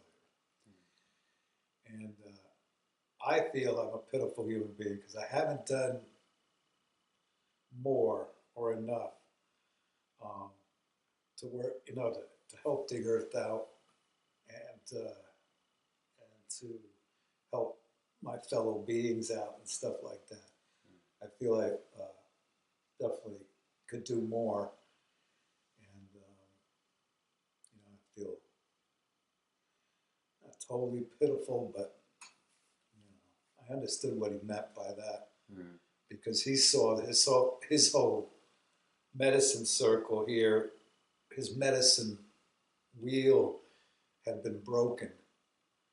The people were starting to fractionalize the Lakota because of the slaughter of the buffalo. You know, that in itself is the most despicable thing. Yeah, it's just one thing after another. How do you destroy millions of buffalo just for the hell of it? Just to take a food source away from a people that you perceived as your enemy. You know, you kill millions of these beings, and that in itself. You know, when I told you that, you know, I feel you pay a spiritual price for killing another human being, I think there's a price in that too. And that, is America where it's at now, with all this violence, wake up on any day, is it a reflection of the past coming back? You know, what goes around comes around. Is it that working? You know, because you have to look at this culture and go, wow, we really going down this really strange road where you don't know when you're going to wake up, who's massacred next. And if you don't have a native perspective, like I do, where this world among natives was a whole different world. And then it all got turned upside down completely by the Europeans and run through all the way to the West Coast. Turn their world upside down. And when you have that kind of perspective, that wow, your whole paradigm, your whole idea of what life is can be turned upside down. So don't get too set in this ideology that, oh, this is forever.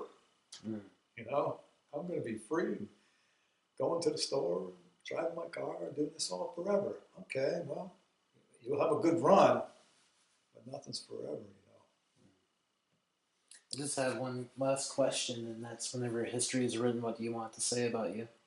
About you. Whenever history is written, what do you want to say about you?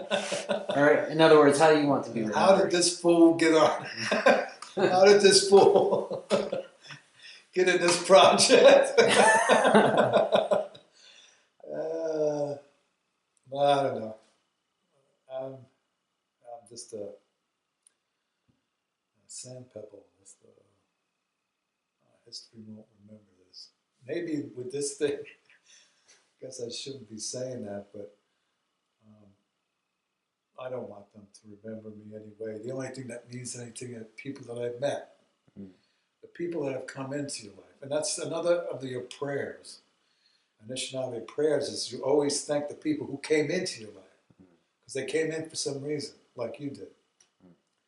So we met for some reason. And we discuss things for some reason. And that's what makes it real. So, other than that. Well, I want to thank you not only for your service, which I know can mean some things in certain contexts, but I also want to thank you for sharing your world with me and teaching me about your life experiences in that world. Miigwitch, you're welcome.